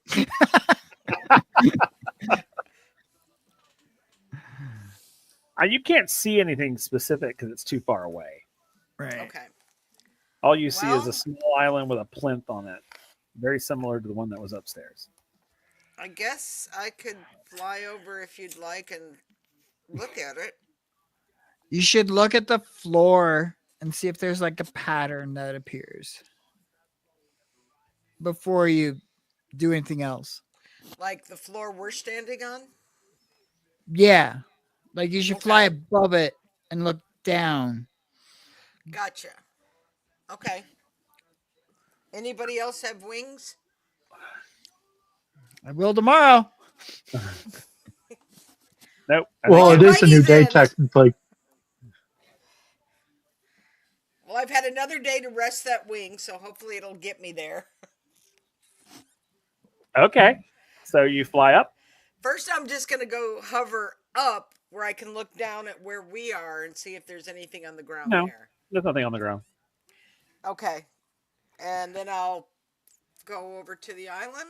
You're going to fly over to the island? I feel really bad about this, y'all. Yes? Okay, I need you to roll. No.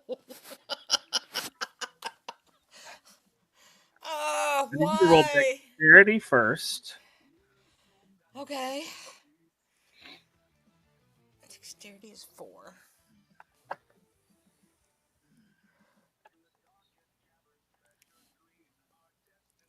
Six. Okay. Not too bad. Not too bad. Then I need you to roll survival. Okay. Survival is 3.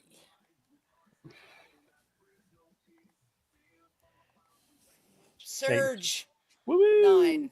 9. Wow. That's a crappy surge, but okay.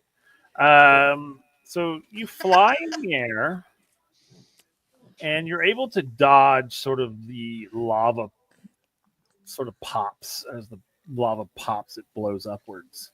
Okay. You're able to avoid them for the most part. And you're able to get to the central island.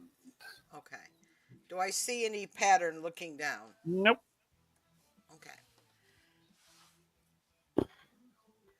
What How do I close see do you get? from what do I see from the air? How close do you get? 10 feet? On the plinth, you see what looks like something shiny. Okay. I will land on the island. Oh, Will, don't do that. Okay, so you land on the island. Yes, but No, I'm ready to jump off if I at an instant's notice. So as you land, You. as you land on the island, you see this plinth sitting there, and sitting on top of it looks like a diadem, a gold and jeweled diadem. I wonder if that's the treasure.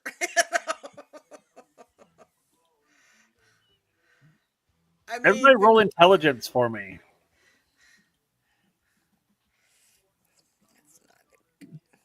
Oh, look at you, A. Blind isn't bad, but rolling well. You are rolling. That's so funny. You should be blind more often. That's an 8, a 9, a 9, an 8, a 9, or a 9, a 3, a 7. Who am I missing? Oh wait, did you? Douglas, did you roll? I got 9 or an 8. I forget Oh, which. there you are. There you are. Okay. Sorry, it skipped up ahead of me. Okay, So cool. everyone except for Katarina, the who was person completely who needs- oblivious. She's like mesmerized by the diadem. You all notice that the levels of the lava begin to rise. Oh, Jesus Christ. Okay. And the corridor behind you seals shut.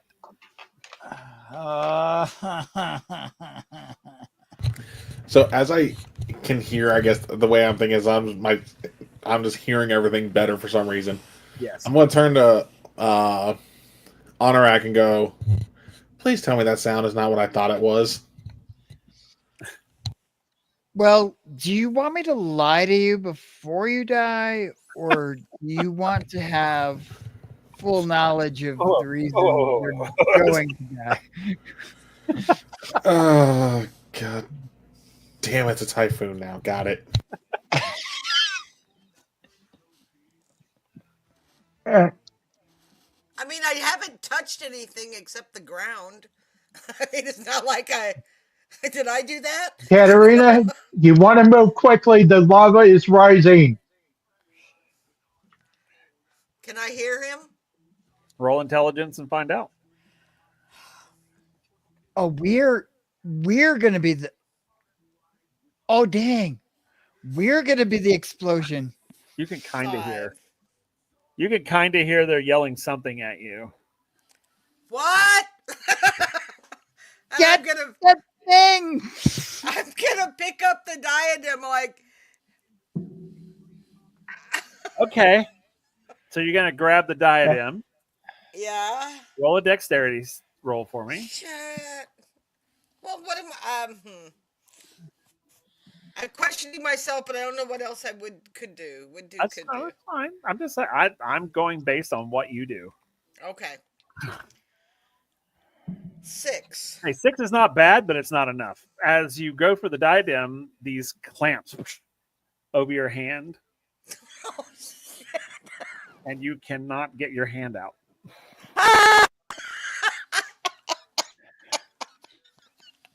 Oh my god. Oh my god. Oh my god. Oh my god. Oh my god. Toss me. Somebody toss me. Hold on. You know what? Just for I'm going to actually try and toss Honorak. The blind man will toss Honorak. God. This is literally the blind leading the blind. So That's all why I'm of doing my- it. Jess all will of actually my trying to being find a way down to the island.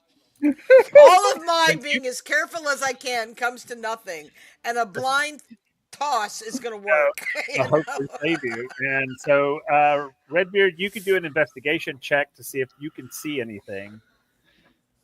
A's gonna wind up and see if he can toss Douglas across this vast magma lake. Yep. I'm assuming strength, right? Oh It is god. strength. Yes. All right. So, hey, if anyone in chat wants to give me a surge, just so you know. 5. Okay. So, Wait, doesn't Honorak have wings right now, though, too? Now I think about it. oh, he's got gills. Oh, you switched to gills. Got it. I remember he had wings the other day, so I couldn't remember.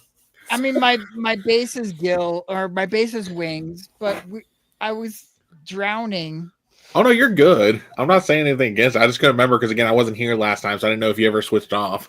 I'm not making a new character because I'm a god. I'm making a new character Because I killed you.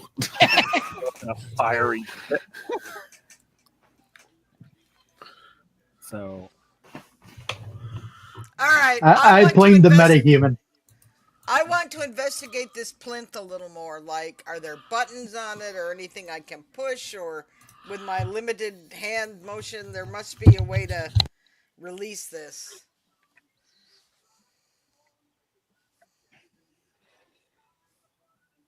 Yeah, I'm guessing I don't find a way down to the island. what did you roll? I'm sorry, I didn't see your roll. Gath. I hadn't rolled, 5. I didn't know. Okay, a 5. I'll get to you in just a second. No problem. I gave you a surge. Okay, so if I rolled a 5, then that means I guess so be it 11 then with the surge. Okay, beautiful. Because I don't want Antarak to die. Because he was going to die. So as you toss him, he spirals towards this small little island. And without any way to stop yourself, you are going to hit Katerina. That's So okay. you're going to slam into Katerina.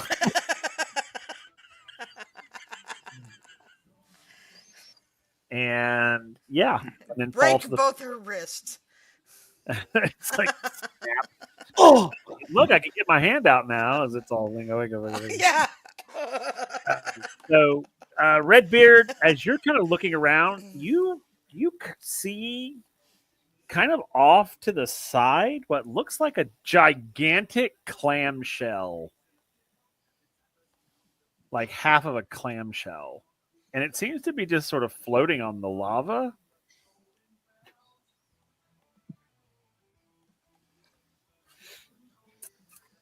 Okay. I'm going to approach the clamshell Okay. and climb on it. Okay. And do I see anything that I could use to move it?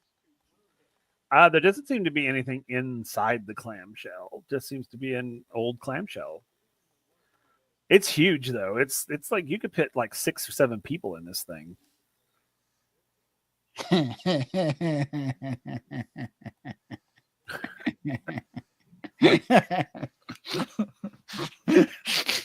Meanwhile, the If lava. I remember, Go ahead. and if I remember correctly, we have like wind magic available to us, right? I think so. I think. Well, I think. I think Douglas did. Well, I'm gonna try. Just like, well, first I'm gonna go, hey, over here. Hey, you've got some. Well, you don't like to use magic. Never mind. Never mind. Yeah, A's got the whole like doesn't believe magic is something that should be just used. Yeah.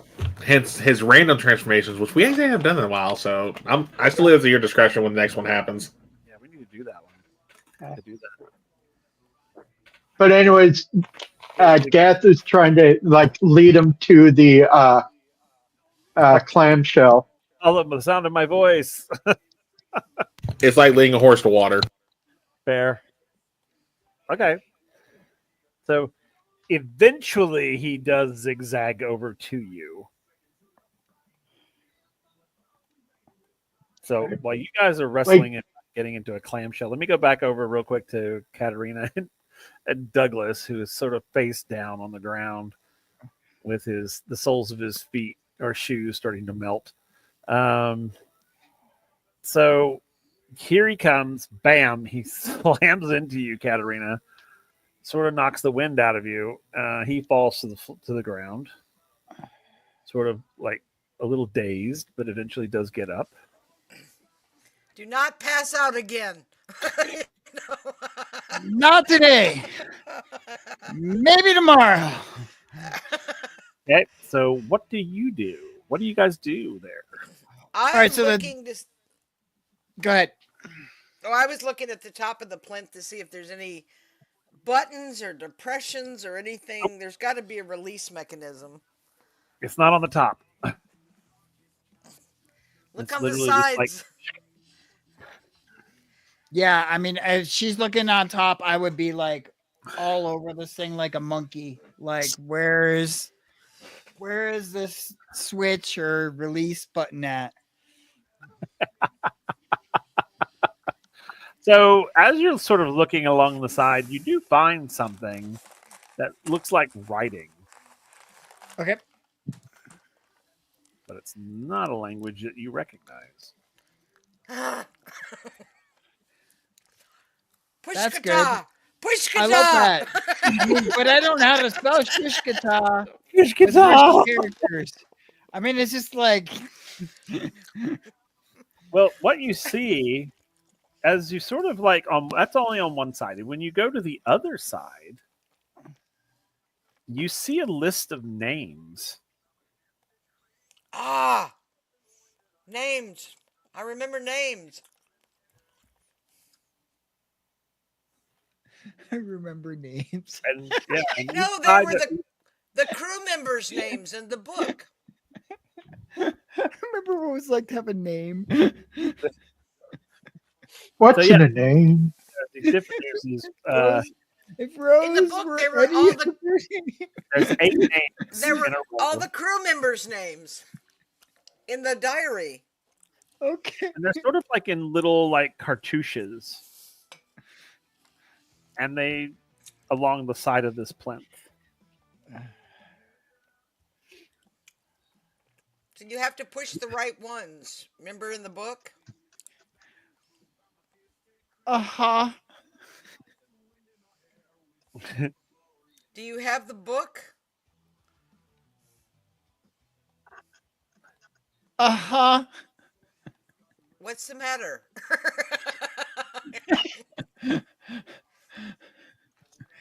I mean, okay, so what does this puzzle look like?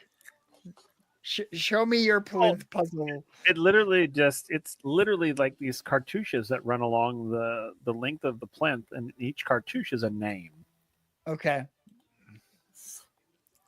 It's Elias, Jonas, Salty, Isla, Bastion, Caleb, Rory, and Silas. Okay. I am depressing. Crap. I am depressing. Oh, You this could go sideways quick. You should Elias, you should Jonas, look out. Salty, and Isla. You should. So say it one more time. All right.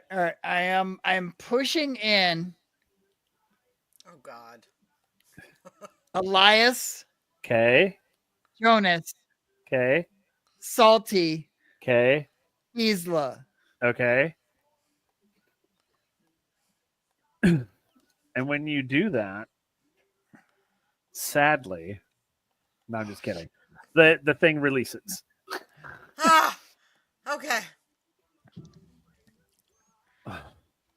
Do I have the diadem at least? Yes, you do. Yes, you have it in your Okay. hands. Okay. This The must be lava the is- treasure. It must be the treasure. The lava is still And if rising. that crazy wicked thing thinks she's getting this from us, she's got another thing coming. Damn right. All right. Oh. Welcome, Raiders. Sorry, I just saw the raid. I apologize. Welcome, welcome. Now how are we gonna get back? So, so yeah, so you guys are on the island. The lava is rising. So let's go back to Gath and A in the giant clamshell. So you've gotten A into the clamshell. What do y'all do? Oh, does it look like this shell can be like propelled towards the Oh yeah, It's- island? yeah, it's sort of floating on top of the lava at this point. When you guys got in, it literally the where y'all were is now completely submerged. So, I'm gonna go on a limb here Okay. and try. Oh, actually, ice won't work. Too hot. Uh, I'm just gonna try like forming wind magic to like push us away from where we're at in the direction of the island. Okay. So you produce what is it? Gust of wind? Is it gust? Is that what it is? Is that what you have? Yeah. Okay.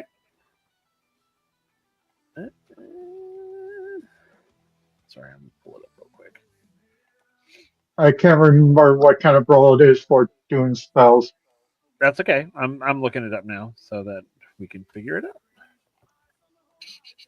Last I knew it was intelligence, but Yeah. Intelligence says magic. You can you delineate the number of actions by half of your magic or half of your intelligence. Depending on what that is. Here it is. If you're doing like draft or macro burst, well, A draft takes 2 actions. And it's a 30-foot cone, maximum diameter of 15 feet. So the creature. If the creature is unwilling to be the target of the spell, the creature may defend either. So it's gonna be a intelligence roll with an auto fail on the physical thing. So just roll your intelligence.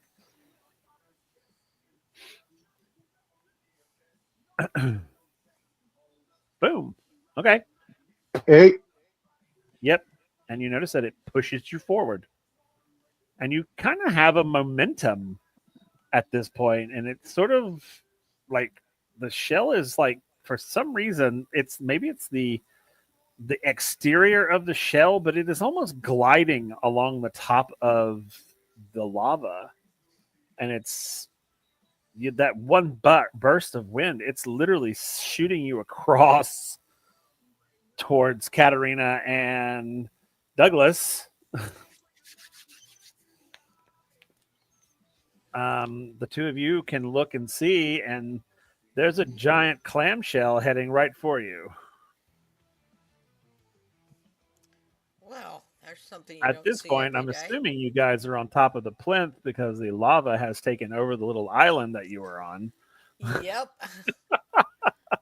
Because I don't want to be a douche and fly away from him. Thanks for getting me out. Bye. Okay, so the clamshell is heading your way. It doesn't look And like it's going to stop, so you're probably going to have to jump. Gath will say, "Incoming!" So if you're going to jump, roll a dexterity roll for me, please.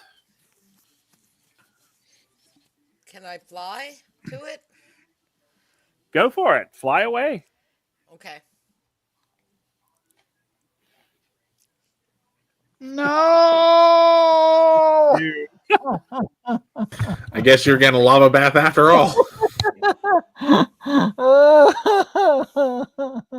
Why does it feel like my curse loves to get bounced around?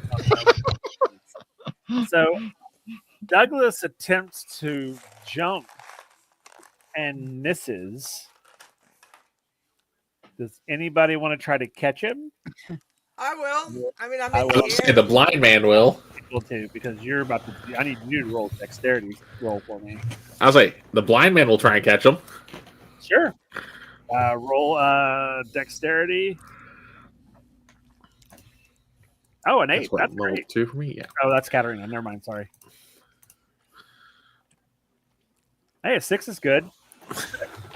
So, Douglas, you're able to grab hold of as he's sort of like reaching out randomly. It's like, I'll catch you. It's like, so you're able to reach as you're falling. You're able to grab his hand, and he's able to pull you in. Katarina, you rolled an 8. That's lovely. I need you to roll survival, please. And it is extremely hot and intense, like it's burning the clothing on your bodies. I'm just trying to get to the boat. I'm not. Oh, I know, but there's a reason I have you rolling. Boom. 6. Okay, cool. So as you fly across, you get to the boat, but at a price. The tips of your wings are singed beyond repair. Oh no! Like ever? Well, you're going to find out when you get to the boat. So they are singed. Okay. But you are in the boat, you are in the clamshell, and you are safe. As the big chamber begins to fill with lava. Oh. Is there an opening above us that we can just rise up and out of? They're not right where you are. But you guys can roll intelligence rolls for me. Oh, were you going to say something? I was going to say, I'm going to hell for this. When Katarina gets in the boat, I'll be like, well, it smells like burnt chicken. Oh, nice. that's rude. Hell. Nice. I can't see anything. Fair. That's fair. That's very fair. Okay, so I'm sorry, Lisa. Uh-huh. He's not. He's not actually. I am. all right. What did we get? What did we roll? I rolled 7 a over 5. here. I got a 5. 5 and 8. Somebody rolled an 8. I got a 7. You rolled an 8. Where the hell is Hey, you rolled a 5. 5. I'm assuming these are the current rolls, right? Yeah. Yeah, they are. Cool. Oh. Go ahead. I thought I rolled a 5. I didn't realize I rolled an 8. Yeah, that's okay. So all of you are looking around for a way out. Douglas and Gath, you guys for sure see what looks like could be a lava tube off in the distance. You're blind, so you just hear a lot of explosions. Katarina, you can kind of see. It looks like the lava is all flowing to one place. The rest of you can see this, but Gath and Douglas, y'all see what looks like a lava tube going straight up.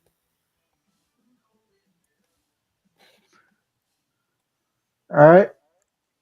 I'm going to try to position the clamshell to be like centered mass for that. Okay. Sure. You can. I'm going to let you roll a survival to see if you get it in place. Moment. I think that's actually one of my high skills. It is. Oh, excellent. Yeah, because it's going to be. You can hit if you can get the current. The 4. 4 is actually not bad. It required a 4 or higher. Because you're able. It was impossible to get below a 4. That's fine. That's so the flow. You're able to get into the flow. So the clamshell is now heading towards that sort of lava tube, but with the rate that the lava is rising, unless you do something, you're not going to get there in time. I'm gonna be a punk.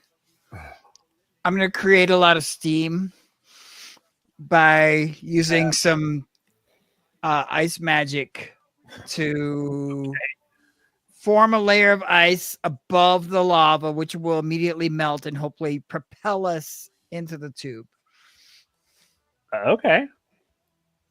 It's an intelligence roll, and then I don't have to roll against because lava will auto fail, but 9. yeah, you're able to, and it just sort of propels you, almost like a rocket. As you're all sort of, I need everybody to do dexterity rolls for me to see who falls down. Yeah. No one's falling out. You're just falling down. 3 for A. Hey, you totally fall down. Yep. 5. Katarina, you stumble. 4. Gath, you stumble, and you stumble as well. So, but you're able to the clamshell comes in contact with the wall and sort of like throws everyone forward. But just as you do, that's when the lava sort of shuts you in. By the way, I got a 7. I hadn't rolled yet. Okay, so you guys are there. You're in the thing. Yeah, Gath, you were fine. So y'all are in the tube now, and the lava is pushing you up. And you can see in the far, far distance a small looking light at the top. Oh, Lord. As you're going up. But as you're going up, you notice that you start to slow down.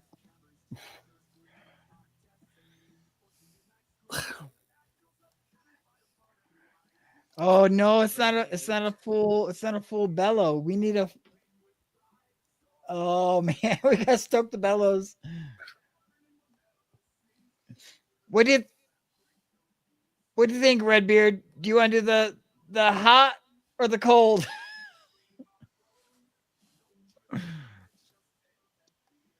Cold. Okay. While he's doing the cold, I'm gonna add some heat to this lava. Okay. So what do you cast in the cold?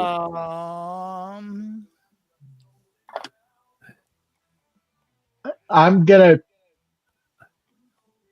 basically just try to create a floor of ice beneath the shell. Okay. So you can roll your intelligence. Again, it's lava, so it will auto fail. 6. Okay.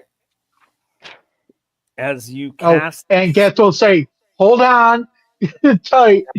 Seriously. So as you cast this ice underneath the clamshell, when the ice hits the intensity of the heat of the lava, it literally explodes, shooting the shell up this lava tube, forcing everyone, like the G-force, just as it's, and it just, and do you see the light getting closer and closer and closer and closer until it just ejects you, and then the explosion underneath as you are propelled out of the top of this volcano, and you soar through the air,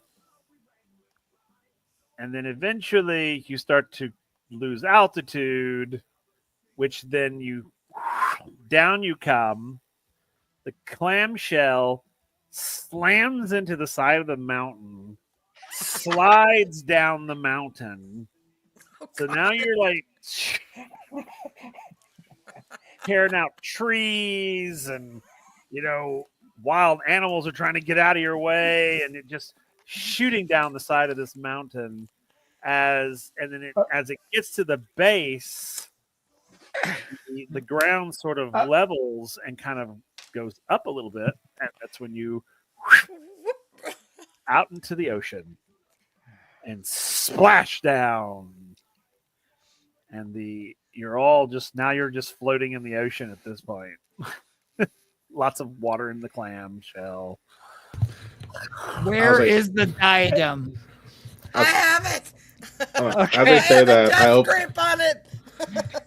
As they say that, A's going to open his eyes because he probably has eyes shut while they're blasting off into space, so to speak. Yeah. And he's going to have that. Do you guys remember the episode of Family Odd Parents when they went back in time to Arthur, gave Arthur glasses? He was like, "I can see. I can fight." That's pretty much his reaction to being able to, not be blinded by lava. That's fair. Okay. So, all right. So y'all are floating out there in the middle of the ocean. And the island is quite a ways away now. As A is saying how well he could see, I'm going to light a cigarette with a lit match.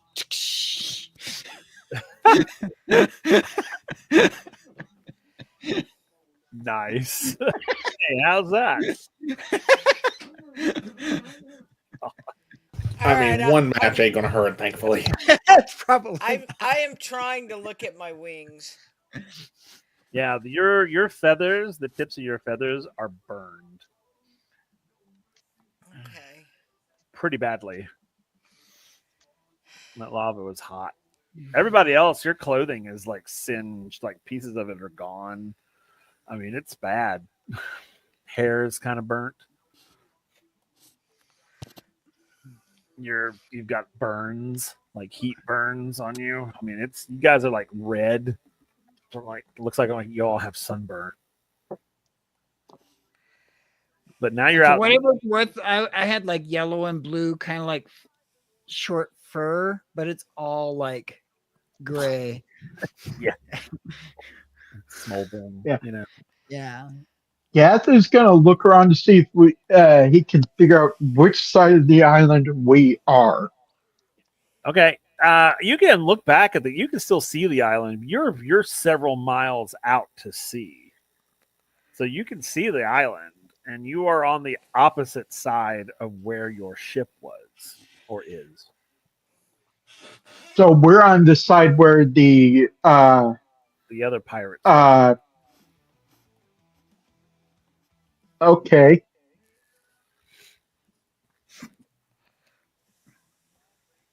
And did the pirate hunters give us a means to get their attention? They did. They gave you a communication device.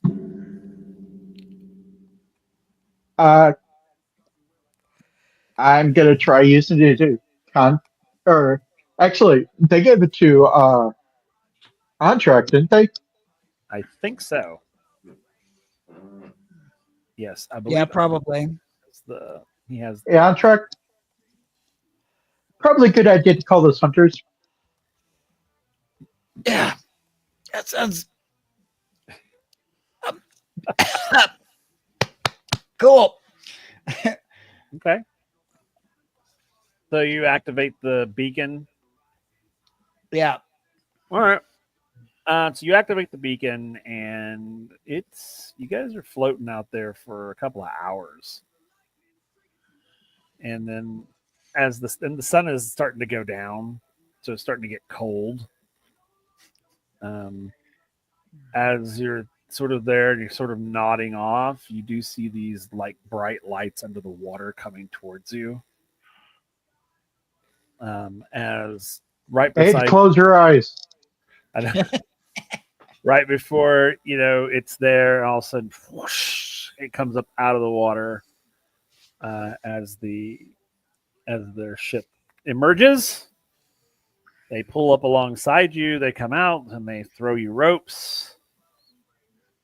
They pull you all on board. They take you under inside. They submerge. They take care of all your sort of burns and as much as they can. And they let you rest. And We've been visited by a dragon. I see that. You So are all very burned. They couldn't help my wings at all, could they? Or could they? No. Yeah. They're not gonna, for what you need, they can't do that. They're not equipped to do it. Okay. I'm pretty depressed then. So yep. So they're like, okay, but they'll bandage you up. They'll kind of give you some creams for your burns, and they'll do as much as they can. They'll give you new clothes, that sort of thing. They'll make you as comfortable as possible.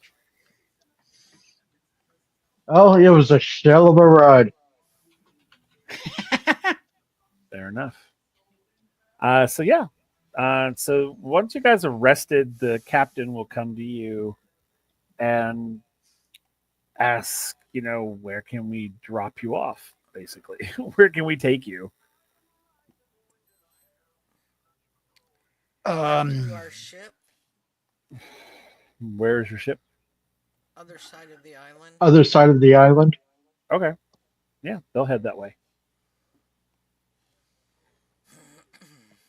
And they'll take you to the other side of the island where you'll find your ship still there, still anchored. No one seems to have messed with it.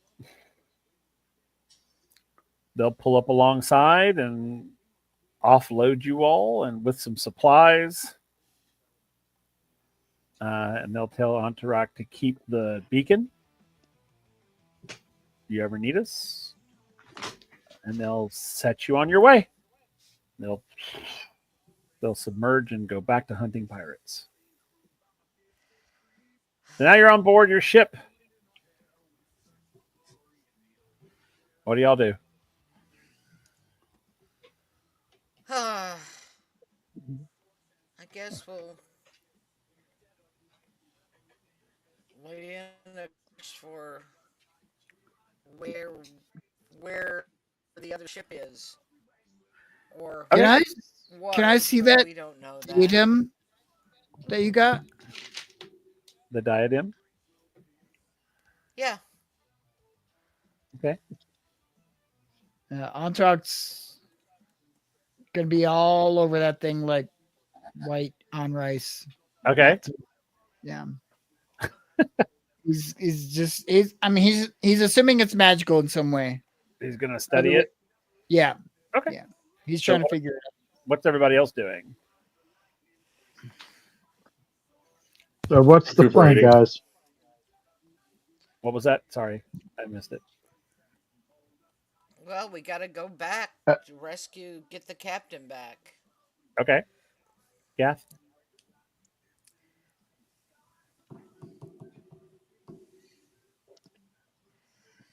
Hey. Heavy Metal Game Master. He's in the house. All right. So, Gath, what were you saying? So what's the plan, guys? Do we stick with the agreement or what? We got to get the captain back one way or another. Okay.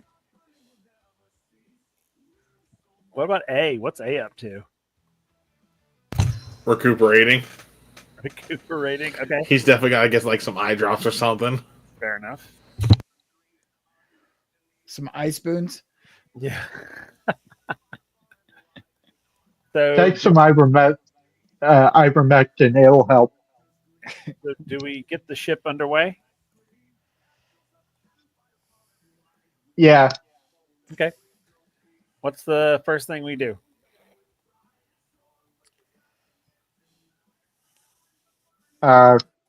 Raise the anchor. So we raise the anchor. So we unfurl the sails. Do we engage the engines? Set in a That's course. Yes, I propose to the engines. Okay. So we turn on the engines and we start heading back to where the captain was. Yep. Cool. So as you know, as if you were standing on the shore of the island, you see the sails come down and the ship starts to turn and head out. As you guys head back to the place where you last saw the captain, all of a sudden there's a bright flash in the sky, and your ship explodes, and that's where we're ending tonight. What? What? What? So yeah, so that's where It we end. explodes with us on it. Yes. Yep. God, Uh, I hate that bitch. oh Yeah. Lord. Yeah. So I guess this is like a dynasty moment. You have to come back next time to see who lives and who dies. Well, without my wings, I have no lust for. Well, at least for Katarina's sake, we don't have to worry about Silverblood being injured. That's fair.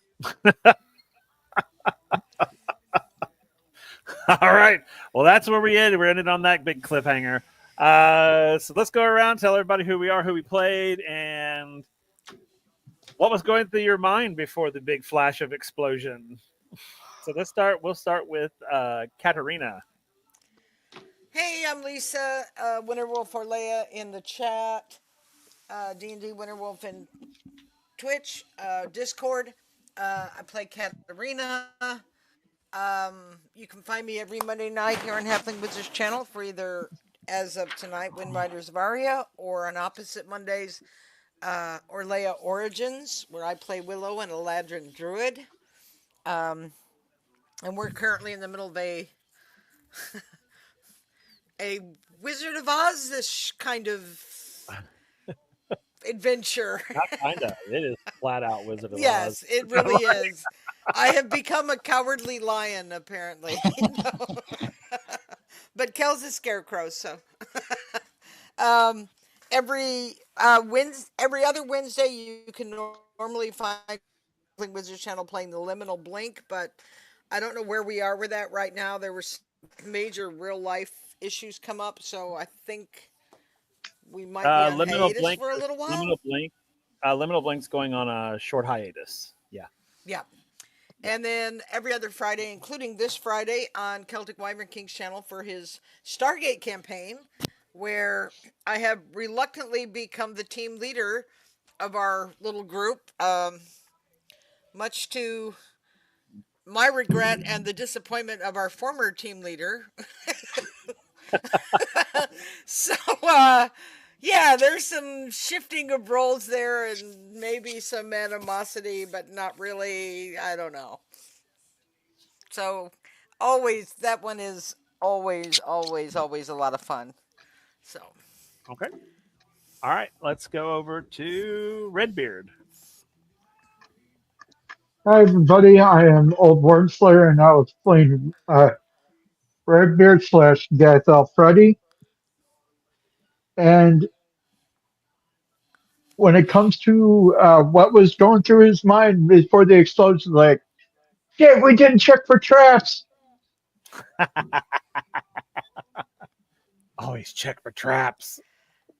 oh yeah, Oh, I well. didn't say what was going through her mind. No, you didn't. She is very upset about her wings. I think that's all she's focusing on. She's not telling anybody how much it hurts because it hurts, but she's really thinking, what if I can't fly any ever? What she's having a little. She was having a little bit of an existential crisis. We'll leave it at Okay. that. Fair enough. And then ship goes boom. All right. On to Rock. Okay. I am Antrak, MC Henry, or whatever. If you're following me on social media, stop. You're following the wrong person because I'm not on it. I do play as a keeper and a player on Gessenheim Productions. I am on Station Zero on Thursdays with Monster of the Week. I am doing a really bad poetry podcast called Smatterwords that you probably never heard of. I do a lot of charity one-shots here every other Monday as hopefully Entourage. And then pretty soon Also we're going to be known starting up as Pushmata. Kushmata! Kushkata. It is National Autism Awareness Month, hence the puzzle piece on my ear. It is National Poetry Month, hence the pirate haiku I'm about to read you, randomly selected. A great problem for many pirates, wet powder due to the ocean. Oh, there you go. And yeah. Yay. Okay. That was awesome. That was awesome. All right. Last but not least, A. Hey y'all, I am Kel, also known as the Celtic Wyvern King. You can find me every Monday here on Halfling Wizard Productions for either WindRiders of Aria or Origins or Early Origins. You can find me every other Wednesday, including this Wednesday on my channel, running my Theros 5e campaign. Which, if you've never heard of Theros, one, go play Magic the Gathering. It's a fun card game. And two, pretty much think Greece if it was in D&D. Every other Thursday, though, you can find me back here for Reign of Vecna, where I get to play Meek, the Reborn Goliath Redemption Paladin. Try saying that 5 times fucking fast. The one other player in that game was probably going to have me beat on their character bit here soon, but they keep multi-classing. And then every other Friday, you can find me on my channel for my Stargate 5e campaign. As Lisa mentioned, we will be playing this Friday on our regular Friday, and then we'll be back on our every 2 weeks bit. Normally, you'll be able to find me on Dinner in the Game as well on the opposite Fridays, but I actually just got a message a few minutes ago that it's going on a long hiatus just because a lot of IRL stuff going on for the one who runs that channel. Hopefully, everything goes well there. Oh, you can find me on my channel also playing just whatever the hell I feel like playing, whether it's like Assassin's Creed or Monster Hunter Wilds. And you can also find me here helping fill in the gaps on schedules, running just whatever one-shot I can come up with when Will asks me to. Like I've done a Jurassic Park one-shot, which we'll reference here in a second when he talks about his merch. I've also run a MASH one-shot as well, which Lisa can attest to that one. One character apparently had a fun night with Hawkeye Pierce, where with my camera still being, or with my USB port still being weird, I can't have my camera, but air quotes, fun time. Or no, sorry, air quotes karaoke with Hawkeye. Which I made a hoodie for that on my merch store, but I'll save that for my channel. Indeed. Go check out his merch store. It's pretty fun, actually. I was on there the other day. Yes, one of my quotes made it onto a shirt. I was so excited. Very nice. I know. I said All about our right. team, I said we're never mind. No, go ahead. Go Go ahead. no. The moment's gone. Fair enough. All right. Well, I am Will, the Halfling Wizard and the Moment Killer. You can find me here every Monday night with either these guys or some more of these guys and others for Origins. Check out all of our other cool sort of campaigns that are here, there, and everywhere throughout the week. We also have our very good friend MC Henry over here is bringing a Monster of the Week to the channel. I believe that is on April 16th will be their first session. And they're starting out with they're leading up to the actual Monster of the Week. But so come and check those out. That's a pretty fun cast, and that'll be a lot of fun to watch. Make sure that you go and give us do all the follows, the likes, the clicks, the this, that's, and the others. Go over to our YouTube channel, give us a subscribe over there. You can check out all the cool episodes there. Of course, we are still raising money for Freedom Service Dogs of America. We're trying to get to $500. We're at $250 right now. So we're going to do it until we get to that 500 because they're a really amazing organization. They team veterans up with service dogs, and they're not just a great organization; they're great people too. Because I've had conversations with them.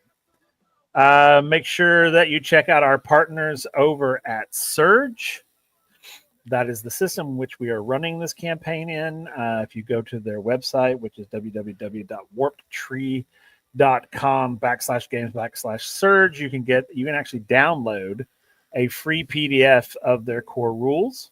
It's pretty neat. But we run that. That's what WindRiders is run through. And we have a super fun time with it. As Kel mentioned earlier, check out our merch store. Yes, I'm actually drinking out of my Jurassic Park mug tonight because my Black Tide Syndicate mug is dirty. But I did see Henry. He was drinking out of his. But this is from the Jurassic Park one shot. It's really cool. It's got my to-do list on it. One says 1 coffee, 2 avoid being eaten by a dinosaur, and it's got little dinosaurs on it. It's hard to see, but it's got little dinosaurs on it. It's got our logo on it. These are really huge mugs, and I've got this one, and I've got the Black Tide Syndicate one. We've got shirts and hoodies and all kinds of fun stuff over there. So check it out. All money that we raise through our merch store and donations and like to the channel, not to our charity, and any tips and things like that all goes back into the channel. We use all that money to help our players and our DMs in any way we can. If you want, you can become a Patreon patron. Over at our Patreon, we have a lot of our homebrew items over there. You can go over, and if you become a paying member, you can get some really cool homebrew items over there. Most of the homebrew stuff that we do in our campaigns, you can find on that Patreon. And of course, the one thing I do want to say, we're looking for play testers for a new TTRPG system called Dwarfscape. It is in beta testing. We're just trying to work out some kinks and things like that. So we're looking for DMs to take it on. I wrote the thing, so I'm trying not to DM it because I want other people to do it to see if it's playable as it is. But please come over and check it out. You can join our Discord, be a player, be a test player, or be a test DM, or Forge Master, as they're called. So it's a pretty cool system. It takes place in a post-apocalyptic world. The only race you can play are dwarves, and it's got really cool like mech and neat things like that in it. It's pretty cool. The Wizzies, we're having our Wizzies voting right now. It's going to be closing here soon. I think it closes on the 12th. If you join our Discord, you can go and vote for some of your favorite DMs, players, artists, that sort of thing, and they'll get little medallions for the ones who win. And yeah, I think that's it, everybody. I think that's everything. Yep. So check back with us. Like I said, join our Discord and join some of our one shots. I'm gonna be reaching out to Kel here soon about running some one shots. We'll talk more, but other than that, come back, see us again. We loved having you guys in our chat. Hang out. We're going to rate another awesome creator. But until next time, everyone, peace out. Will, you forgot giveaway.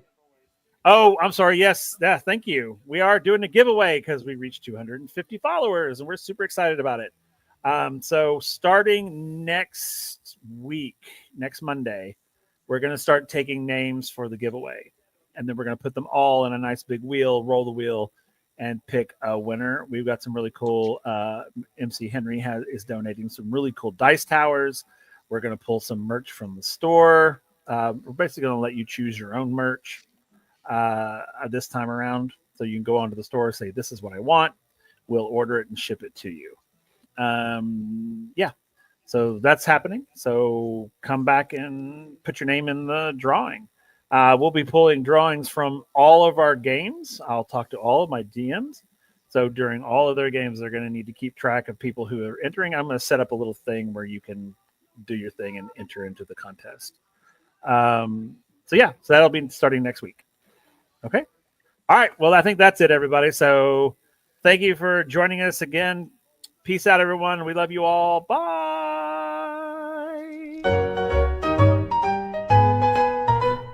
Tiny robes he's wearing so fine, in the tavern sipping on wine, knows the secrets of the old halfling wizard never told. Mystic wand and a pointed hat, talks to people about this and that, sneaky tricks and a wink in his eye, halfling wizard makes the hours fly.